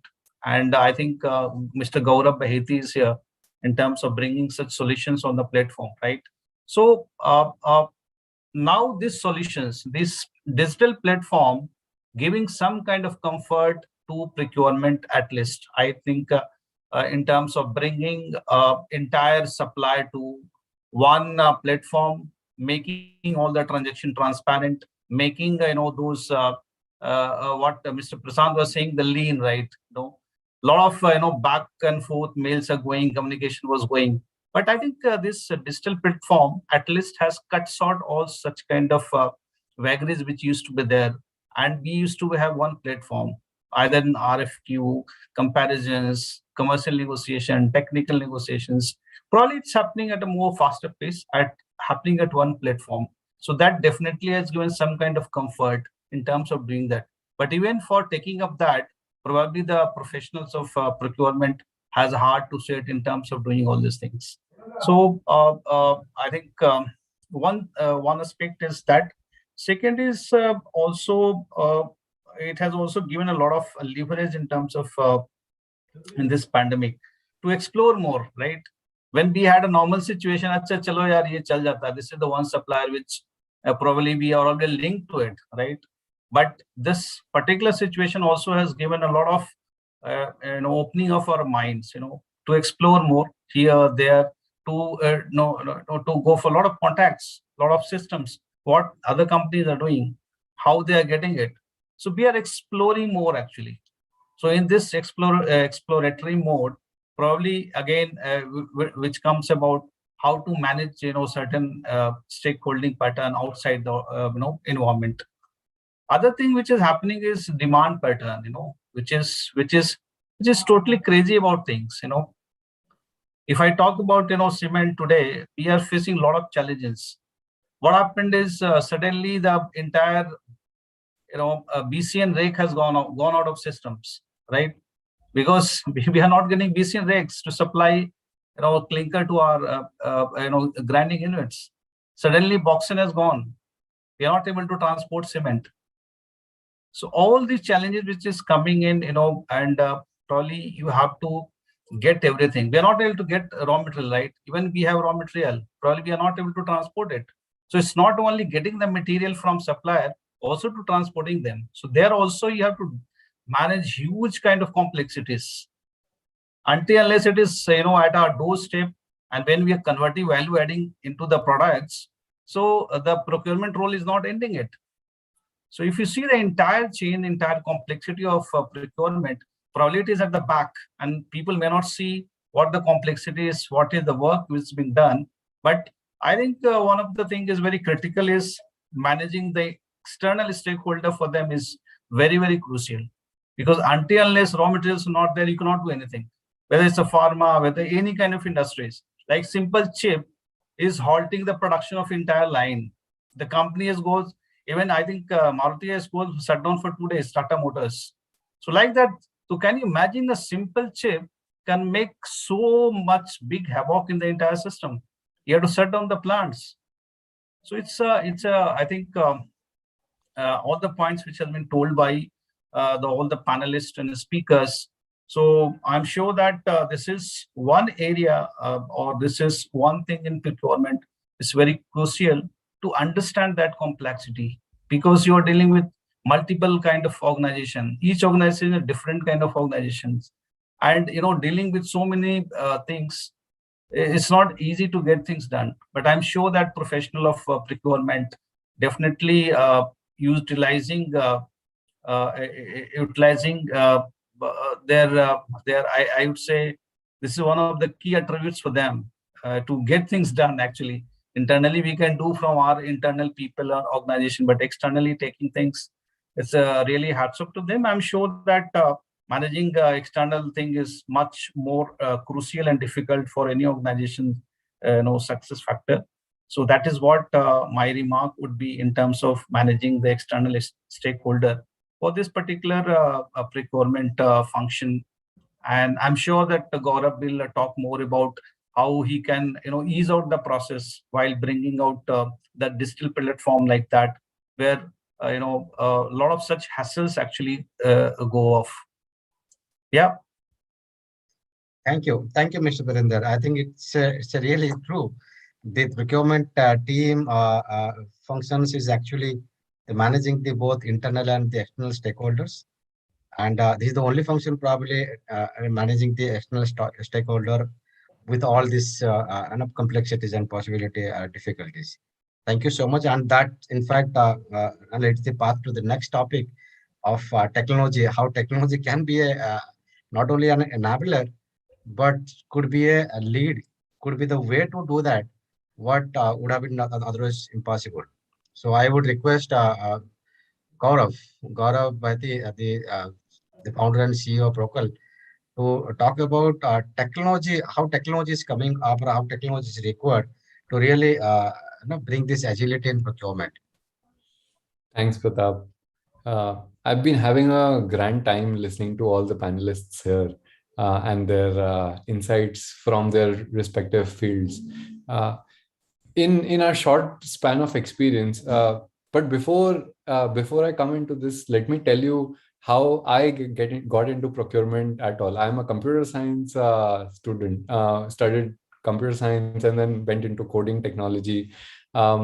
My father back then was a procurement leader at one of the Fortune 500 companies who gave us, and I saw the processes while I was starting my own company in India, which was around building digital products. And I saw this internally day in, day out of how life is, of a procurement leader in India. And that is how I got my first initial insight. And me and my partner got together to solve this problem of managing $100 million of spend on phone calls, emails, spreadsheets, just back and forth. And this got us up like beyond the line of saying, hey, the world has moved to 2021 now, and we have to do something about it. The world is moving fast in so many other sectors, and procurement can't be running like this, is what we believed in. And so that is what ignited us to work with procurement teams to build a solution that can really deliver value. When we looked at all the solutions globally, we found one important piece missing element, and we spoke to any procurement leader. And because this session is so important that it talks about agility, the word synonymous to agility is flexibility. And that is the exact thing that was missing from solutions. The solutions were all around the world, but they were not flexible enough to work with the largest companies of this country. And that was the major problem that we saw. Most companies couldn't adopt such solutions, because hey, if you want to change something, you can't. If you want suppliers to do something like this, you can't. And so that did not lead to great adoption, and hence most companies could not get the benefit out of digital procurement. And now, having worked with so many companies, right, we are seeing adoption coming in, and hence the results coming in of digital procurement. The reason is the flexibility, which is agility, exactly this. Because the companies are moving so fast, their processes are changing, and you have to incorporate such processes in a fast way. How do you do this without having a flexible architecture in the first place? And so that is what we aim to deliver at Procall. Our core differentiators being flexibility, mobile first, and intelligence driven, we call ourselves, to deliver these value propositions on a unified platform to our customers. So this all became very, I became very proud of calling myself a procurement guy after working in this, working with all the leaders. Now, today Procall serves around 100 plus procurement leaders from different sectors. And the product and the solution is built with their teams, which is why they are proud to tell their teams that, hey, they got visibility, they got faster processes, faster turnaround times, better cost savings, and many more benefits. I think everyone here that mentioned. But it all changes with mindset. Like, the world is moving with technology enabled functions, and people are who are early adopters are already seeing the results. And now it's time for everyone to just start their digital journey somewhere. And that is where we believe Procall comes in the first place, and identifies what are the lowest hanging fruits that you can start working on today to have minimal hampering on your supply chain and get maximum benefits out of it. Because once you experience digital procurement, it's very difficult to go back. The success of digital procurement, right? There are many projects that start saying that we will do digital procurement, but that does not see light. But once you see light and success of digital procurement, there is no going back. It's like you can't. People have tried to move out of WhatsApp, they can't. People have tried to move out of so many digital applications now. It's impossible. It's the day in, day out for them. It is the system of how they work, and that becomes the part of their life. And I think it's just a time being. India is moving at a very high pace, and to adapt to the growth of the country and our companies, digitization is the way to go. Digitization is the first there to open up many more opportunities for optimization of business spend in the country. There is over $500 billion of procurement spend in India. And imagine creating 2% efficiency of that in this economy. Direct benefit of about few billions of dollars. And that is where I think Procall is very proud to pursue this mission of making procurement digital in India. Thank you, Gaurav. I mean, absolutely, you are on the right mission. We all are definitely needed. It will be unfair if I don't hear our views from Mr. Gurdeep Singh, who is basically leading the complete digitalizations in Vedanta Group. So over to you, Mr. Gurdeep. Share your views. What are the challenges you're facing, or what are different things you're doing to adopting this technology? Yeah. Basically. Thanks, Pratap, and thanks, Gaurav, for talking about the digital route. I think with all the disruptions that happened in the last 2 years, digital has become a necessity. I think there is no option than to go digital right now, because your team members are sitting at their home, they're working out of home. your vendors are not reachable on the normal sources because they are stuck up somewhere.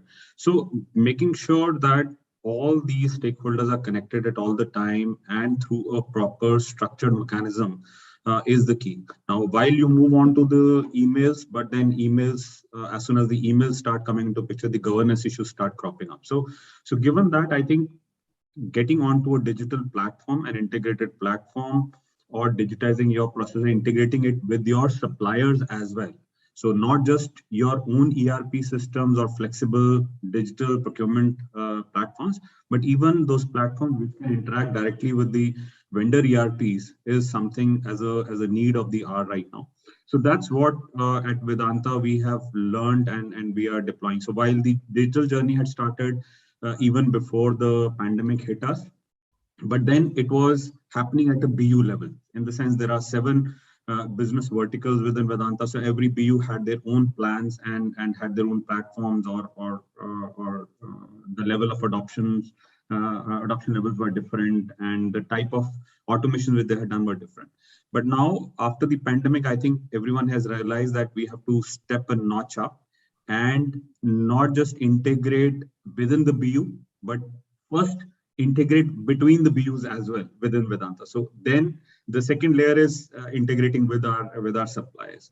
So that's where we are at from a journey standpoint. We are now trying to build a integrated layer with all the 7 instances of the digital platform which we have deployed.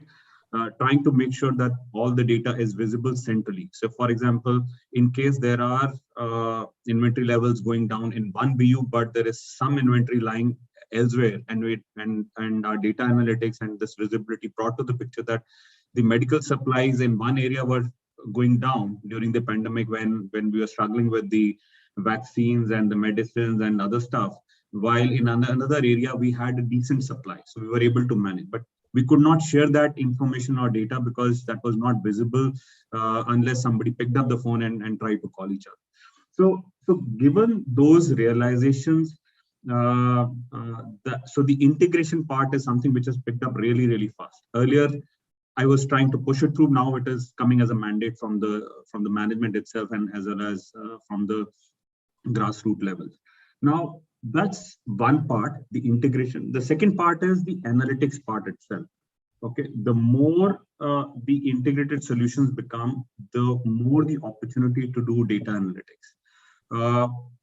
I'll just share a small bit of data analytics which we tried to do. We looked at all our auction data. Okay, we in one of our business units we have a good amount of data around type of auctions, what type of savings, what type of vendors come into, and which categories give us better savings or not. So we looked at all the data and we have done some very basic box plot charts across various types of auctions.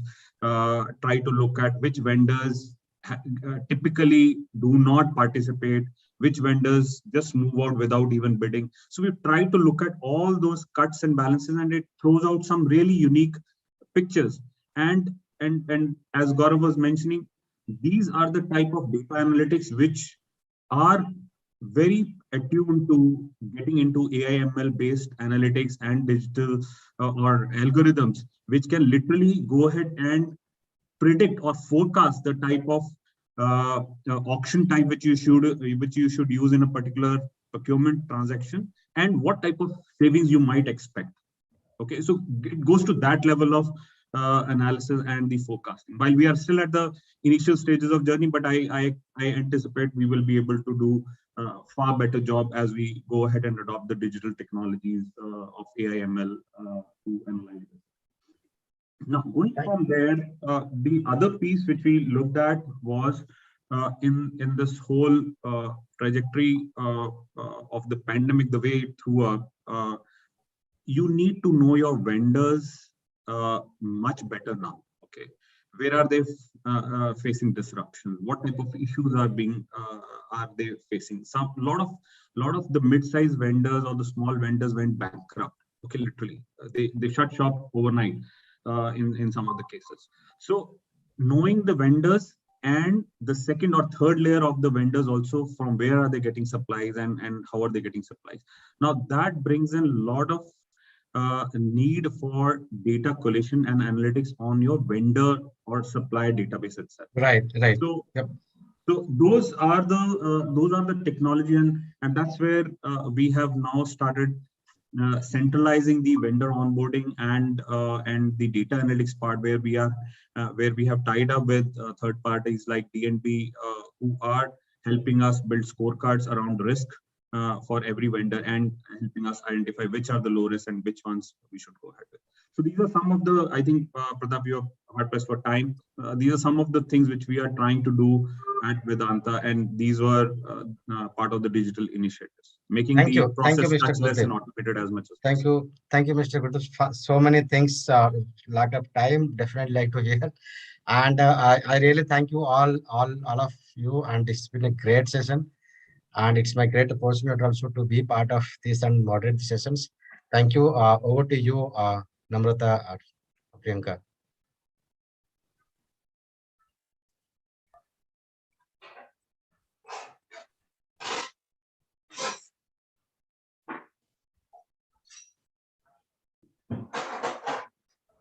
Thank you all the leaders for your wonderful thoughts. I request all the leaders to smile so that we can have your smiling screenshot. And we have some 2 to 3 audience questions as well. So the first question is for like Mr. Sahu. How are you accelerating adoption of e-sourcing at Rockman? Are you currently using any technologies to make systems in manufacturing evolved? Okay, e-source, I think the second most important topics now in Rockman as a company after customer is the digital essence of the whole things.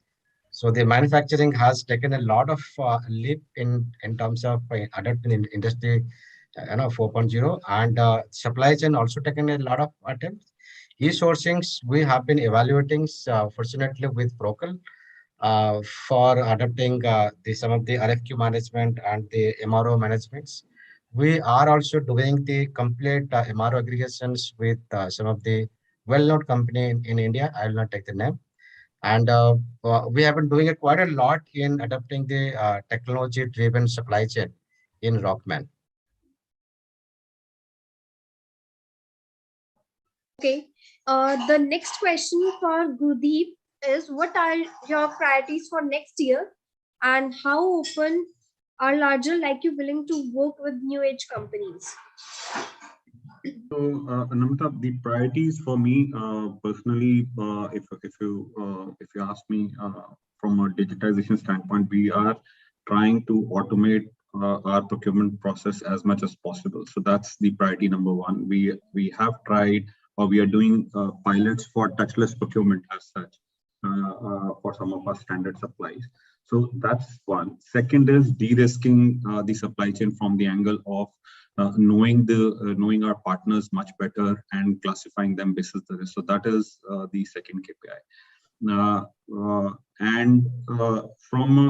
There are other areas which we are looking at. For example, even with the current digital tools or technologies which are deployed, there's a lot of scope of enhancing the adoption as well as effectiveness. So that is another area where we are trying to work on the right matrices to understand how effectively we are able to make the current infrastructure, utilize the current infrastructure. So those are some of the priorities. On working with new age companies, I think Vedanta is pretty open. We are already running a program where we have onboarded a lot of startups. More than 50 startups have been onboarded, where we are doing pilots with all of them. After a very detailed process of scrutinizing more than 200 companies. So we are more than happy to work with startups or new age companies who can bring in some digital technology which will enable the processes much faster and flexible. Okay, thank you, Gurdeep. Next question is for Gaurav Baheti. What are your thoughts on scaling and providing matrices with manufacturing companies? What are the key challenges you are solving for billion-dollar enterprises? Sorry, what was the first question? Okay, I repeat. What are your thoughts on scaling and providing matrices with manufacturing companies? So Procol very recently launched a spend analytics platform. It's predictive in nature, which means we take past 3-year data and try to provide companies with proactive reports in terms of price intelligence, cost reports, cost intelligence, and so on. We work on some things called benchmarking. Because of our 50 plus enterprise distribution, we are able to get benchmarks in place for a lot of our customers as well. That's something that we work on. On scaling to many companies, I think we are already on the path where customers are liking our solution and are referring other customers. So that's the primary way to grow. I think that's the best way to grow. Apart from this, I think just companies are trying to find Procol through different channels, and we are rated on G2 as the leader and other software application platforms. We are on Gartner.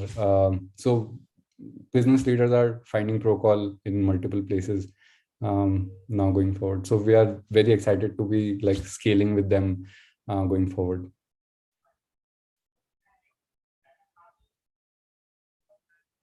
Okay. One question is from Rakesh. It is open to everybody. So how to optimize the procurement and strategic sourcing? Anyone can take.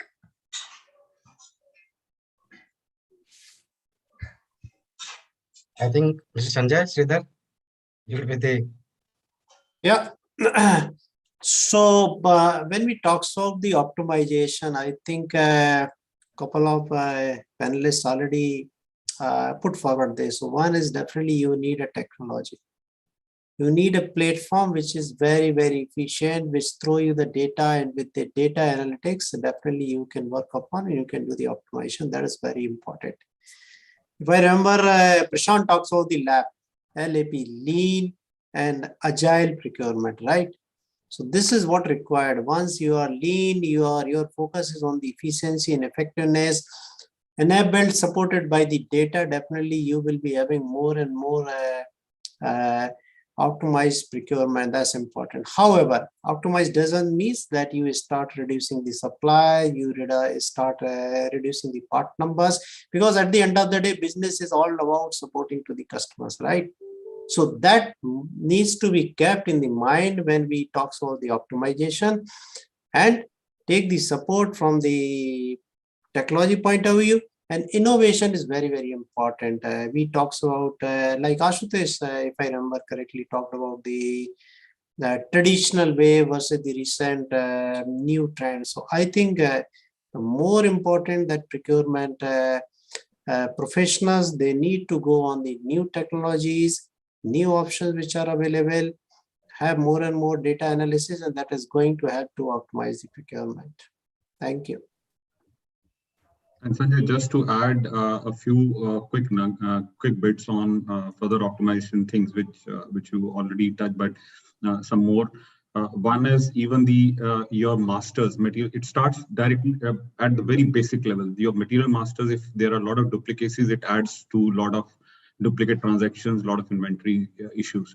So start with your masters itself, clean up the masters. Next is to optimize the number of transactions, procurement transactions.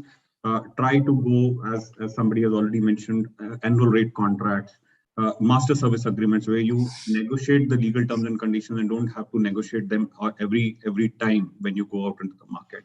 Identify vendors who are technically qualified and you empanel them upfront rather than searching for vendors every time you need. Another can be the vendor managed inventory, rather than you managing the inventory and taking it on your books and trying to focus.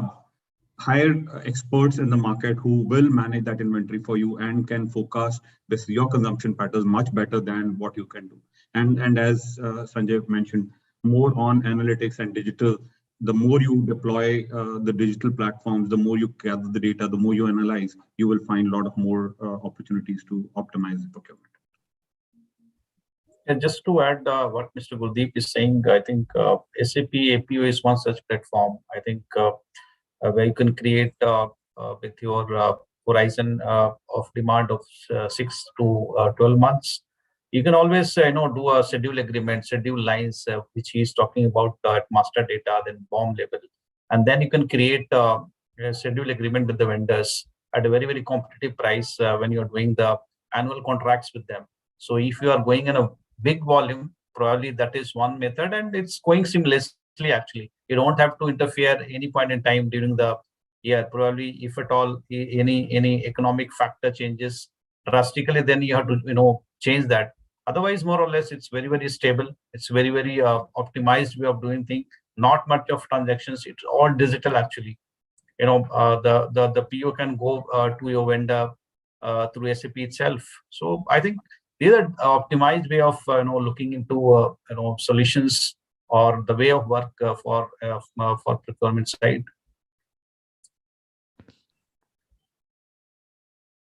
Yeah. I'll add one thing which is very contradictory to what normally is spoken about, right?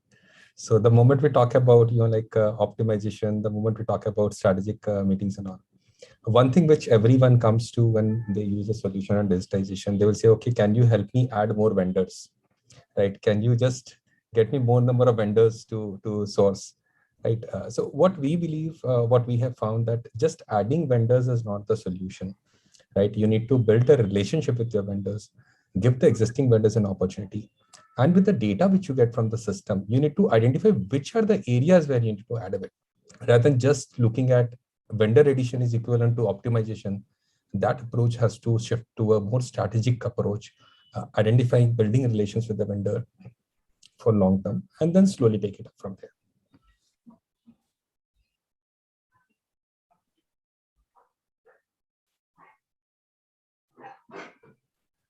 Thank you to all the esteemed leaders for making this discussion rich with your thoughts. Thank you all. Thanks a lot. Thanks everyone. Thank you. Thank you everyone. Thank you. Now, the most awaited moment of the evening has come to an end.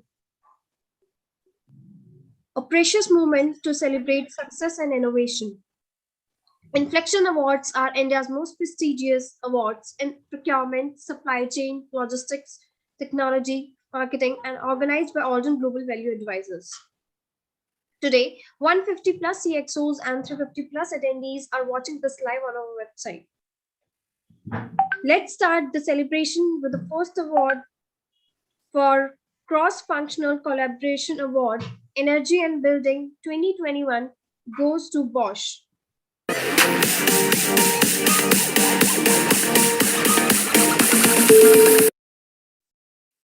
I request Anish Gambhir to receive the award and speak few words on this achievement.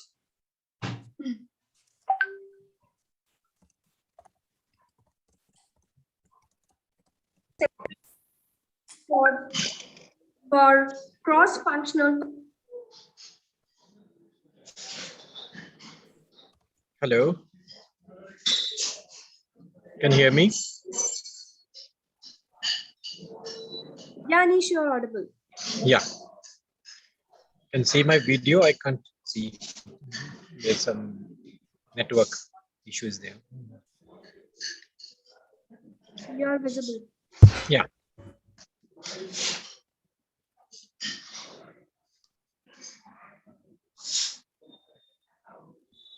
Hello, Air. Anish, you're audible. Yeah, I can't hear. Some voice issue is there. I can't hear anyone. Is somebody speaking?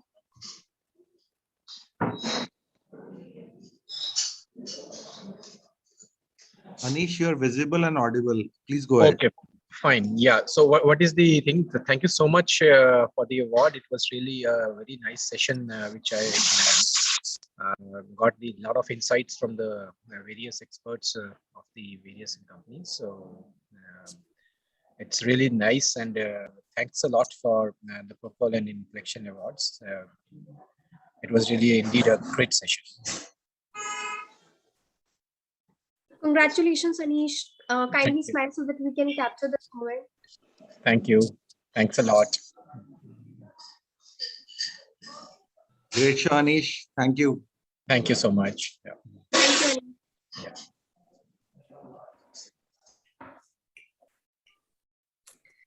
Next award for outstanding supply chain strategy, Agri and Construction 2021 goes to CNH Industrial India Private Limited.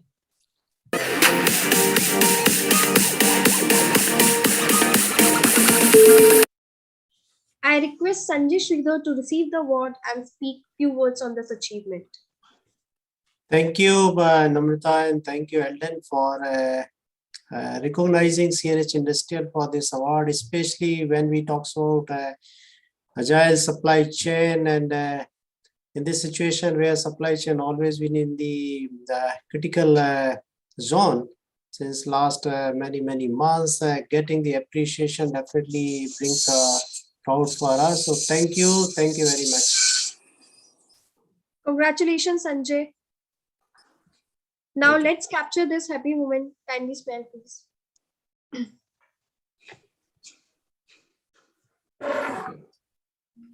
Thank you. Congratulations, Sanjay. Thank you, Sandeep. Thank you. Next award for Best Procurement Team of the Year, Auto Ancillary 2021 goes to Rockman Industries.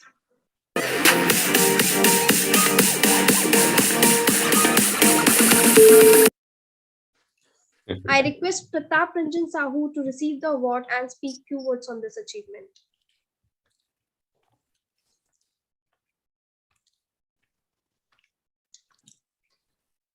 Thank you, Namrata.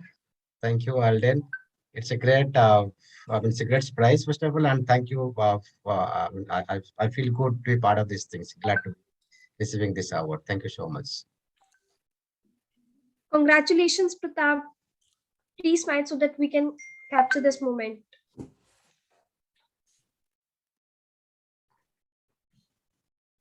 Thank you. Thank you. Great show, Pratap. Thank you, Sandeep. Next award for SC 30 under 30 2021 goes to Vibhor Srivastava from Philips Lighting.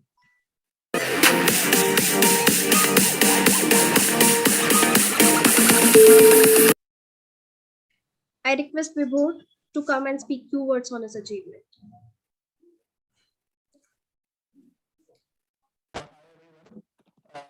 Was very informative, and I think all speakers were very learned. The insight they have given about the industry is very good and informative. Thank you, Adam, and everybody for this 30 and the 30 award. Thank you. Oh, your video was not. Yeah. Yeah. Yeah, so thanks everyone. The session was very informative and great. I think I would like to thank everybody in the panel for sharing their insights, and thanks Alden and everybody for the award. Thank you. Congratulations, Vibhor. Kindly smile so that we can capture this moment. Yeah, thanks. Thank you. Next award for Procurement Leader of the Year, Steel 2021 goes to SK Ranka from Maharashtra Seamless.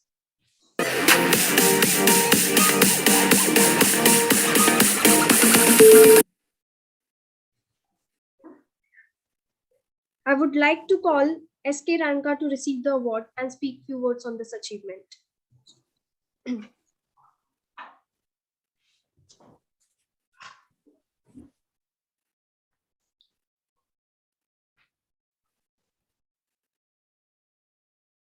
Mr. Ranka, you are on mute.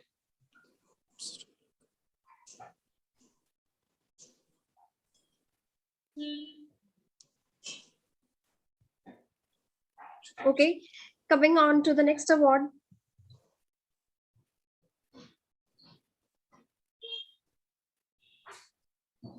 Next award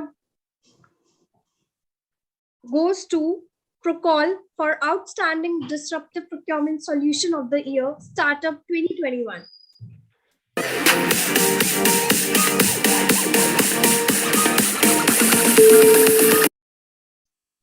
I request Sridhar Taparia to receive the award and share his views on this achievement.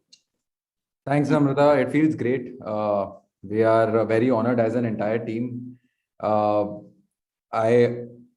I think that it's still day one for us, and we really look forward to build a lot of cred going forward. And we have a very young team. I think we are going to move fast and break things. This is one of the favorite quotations from one of the idols that you look at. Great team to work with, and thanking everybody on behalf of the entire team. Thank you. Congratulations, Sridhar. Thank you. Great show. Kindly smile so that we can have your screenshot. Thank you. Thank you. Next award for Most Innovative Integrated Logistics Solution of the Year, MSME 2021, goes to Super Procure.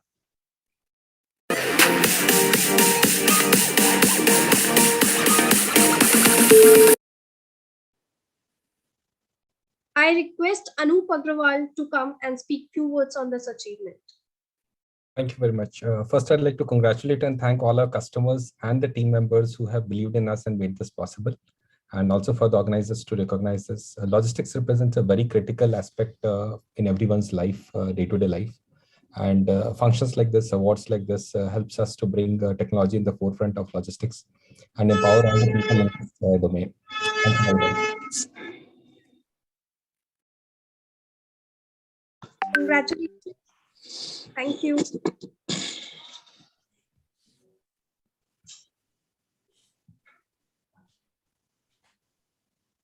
Next award for 3PL Logistics Multimodal 2021 goes to AVJ Logistics Limited.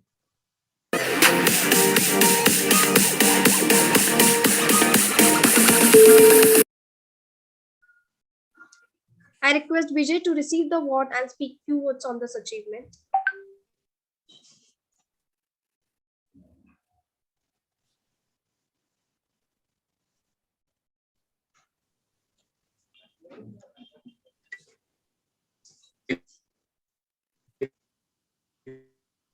Namrata, thanks so much for the award. Multimodal.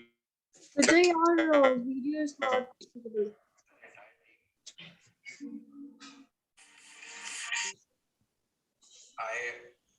I think that provider India. We provide innovative logistic solutions on road, rail, coastal, cold chain, as well as air. So we are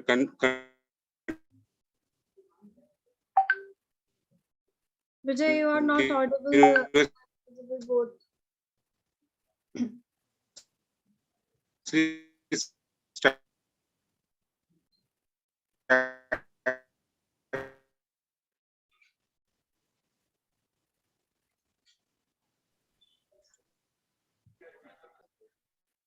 I think Vijay is facing connection issue. Let's go ahead.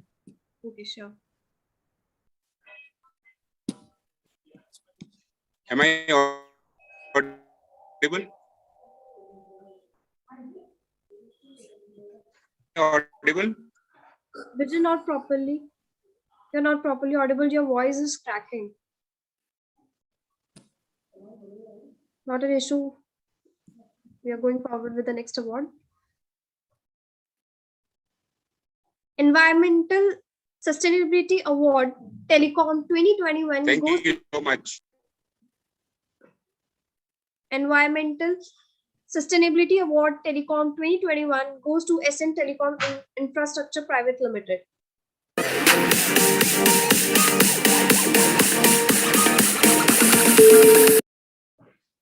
I request Harry to come and speak few words on this achievement. On behalf of my ASEAN colleagues, CEO board and shareholders, I thank NASSCOM Inflection Awards for bestowing this wonderful award for excellence in environmental sustainability. We at Ascent are honored to be recognized on this forum.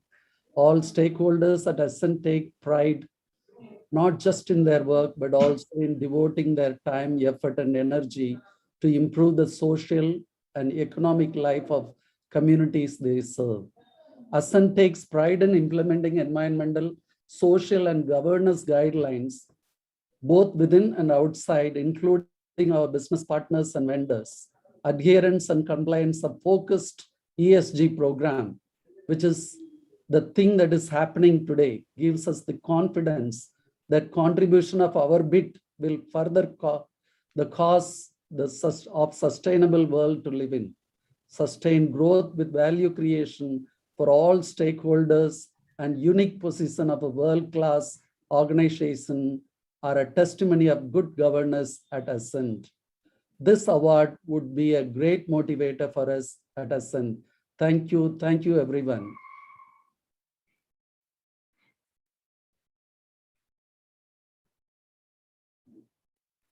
Congratulations, Harry. Thank you. Please smile so that we can have your screenshot.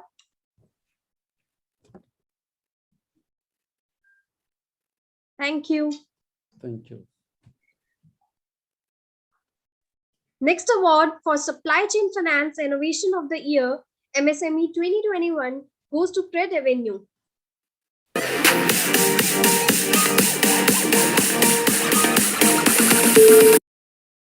I request Ashish Sethi to come and receive the award.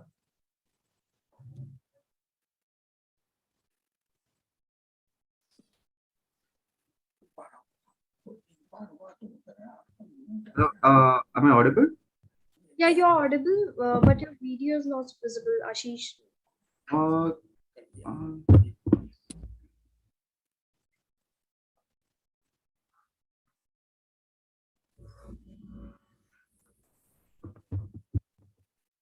Hi, good evening, everyone. Firstly, I'm overwhelmed with gratitude for the Supply Chain Finance Innovation of the Year on behalf of Cred Avenue Supply Chain Finance Marketplace. We are so honored to have our work being recognized by the jury members. We at Cred Avenue are building India's first marketplace, supply chain marketplace, and are innovating on various supply chain products and are taking them to capital markets. And this is just the beginning of what we are planning to do. So please do get in touch if anyone wants to know more in detail about Cred Avenue. Happy to connect.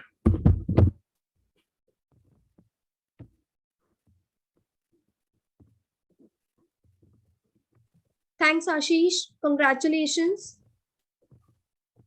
Thank you so much. Thank you so much. Congratulations, Ashish. I request you to smile so that we can capture this happy moment of yours. Thank you. Thank you.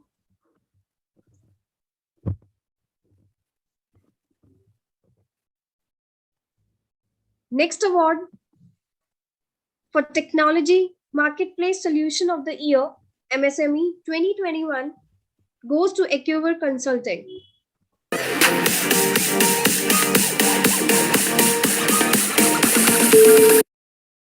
I would like to call Nilima Sinha to speak few words on this achievement. Thanks, Namrata, and thanks to Alden Global. I am extremely honored to receive this prestigious award on behalf of Acquire team. I would take a moment to thank our partners and customers for trusting us, and special thanks to the dedicated team and excellent mind at Acquire, without whom we would not have achieved all this. So at Acquire, we always, as per our mission statement, we always tend to do the right thing to achieve excellence in whatever we do, and we stand by it. Winning will always be our watchword as we go out to serve our customers. We will make sure to continue our best. Thanks, everyone. Great show, Nilima. Thank you. Thanks, Congratulations, Nilima. Please smile so that we can have your smiling screenshot. Thank you.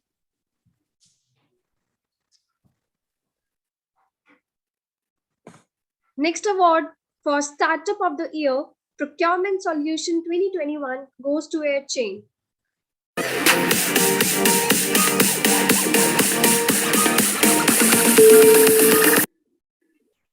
I would like to call Harsha Karimi Sethi to speak on this achievement. Hey, thanks, Namrata, and thanks everyone for being there. And we are really honored to take this. And we as a chain team would like to thank all of our customers who are very bold in taking decisions and reimagining the way procurement is done in enterprises. So we dedicate this to all of our customers and many more who are yet to come. Very happy to have this and be here. Thanks a lot, Namrata. Congratulations, Harsha. Please smile so that we can have a smiling screenshot of yours.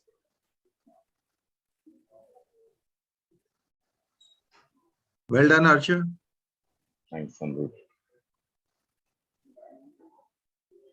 And the last award for Procurement Leader of the Year, Steel 2021, goes to SK Ranka from Maharashtra Seamless. Thank you very much. I thank you, the entire team, for this nice webinar, and it was really very informative and interacting session. Thank you all. Congratulations, Mr. Ranka. Please smile so that we can have your smiling screenshot.